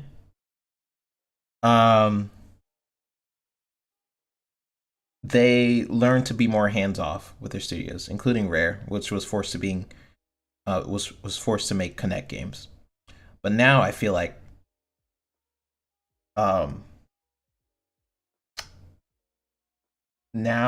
they're too hands off sometimes. So I feel like there's certain studios that need a little bit of a push. Having deadlines is a good thing. I know it can lead to crunch, and people are like, "Oh, this leads to different cultures." But in my experience, having a lot of time means you're just trying different things, and things not working, and it's like sometimes having too much time is bad. As you saw with Halo Infinite, I don't know how long that took. Was it like almost 10 years of development or something with Infinite? I can't remember how long it took, but it was a long time. Sometimes having too much time is bad. So having someone like sort of push you to figure out levels and things like that can be a good thing. So I feel like it's a balance though, because if you're pushing me that's definitely not ready, then you come out with something like Halo Infinite or Battlefield or whatever game that's rushed. 6 to 7 years. Okay. So who was lying? So you said the manager thing. Who was lying about the manager thing? I mean, try to phrase. I don't. I forgot what I was talking about. I'm jumping topics. Yeah, I have to have 1,000 subs. I appreciate you trying to do a super chat. That means a lot. I only have. I forgot to put my PayPal in there, but I almost have 1,000 subs on my other channel, but this one I need to stream a little bit more. So that's why I'm gonna start doing streams like this, talking with you guys, outside of the podcast that I usually do. And let's get us to 1K. Let's see if we can do it. You can talk. Just let me know what you guys want to talk about in future shows. We'll do more chill streams like this. I enjoy like getting some of this stuff out. Like sometimes I'll just tweet on Twitter about it. But and then I have to wait on Monday for FSP. And then sometimes I forget what I want to say. Like on FSP, I was like, oh, I'm gonna wait. I have so many things I want to talk about on FSP. And then Monday comes and I'm like, dang, what was I gonna talk about? So a middle show where it's just me and you guys, it could help. a lot. I always thought they needed a balance because I heard about 2 hands. Now it's 2 hands off. Need a balance. Maybe some studios need to push, some don't. Yeah. There's certain studios I would personally push. This is just my opinion. I would push Rare. Because of whatever. Ever Life, Ever Wild, Ever something. I can't remember the name. That game has gone through so many changes, and they're kind of just lax about it. Yeah, I would push them, and then a studio I would be kind of hands off on is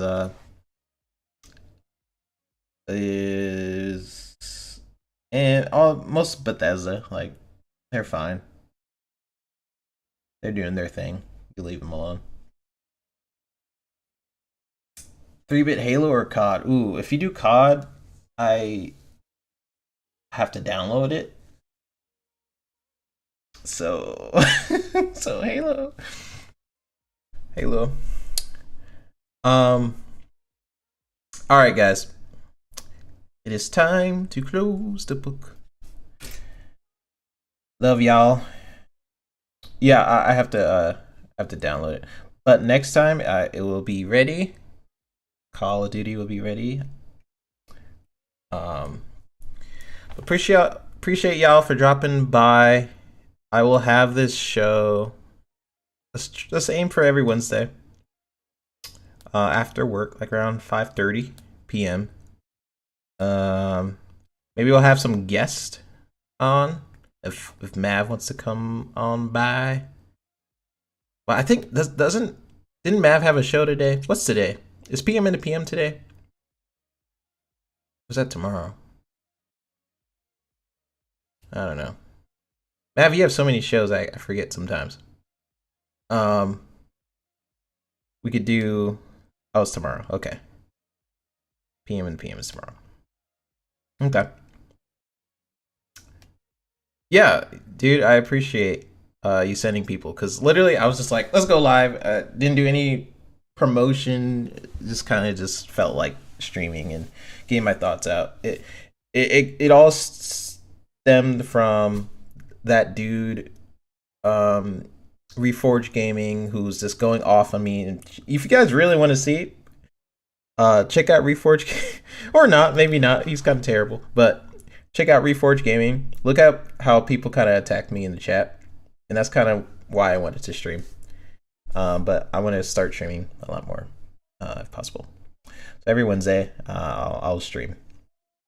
But I appreciate you guys. Thank you for subbing. Thank you for coming by. I love having these conversations with you guys. I don't always get to on different shows, or sometimes I can't get into that zone. But getting to talk to you guys like one-on-one is awesome. So appreciate y'all. I'll see you on Mav stream where we're gonna play Halo. It's gonna be cool. So you see you guys on there. Love y'all and peace.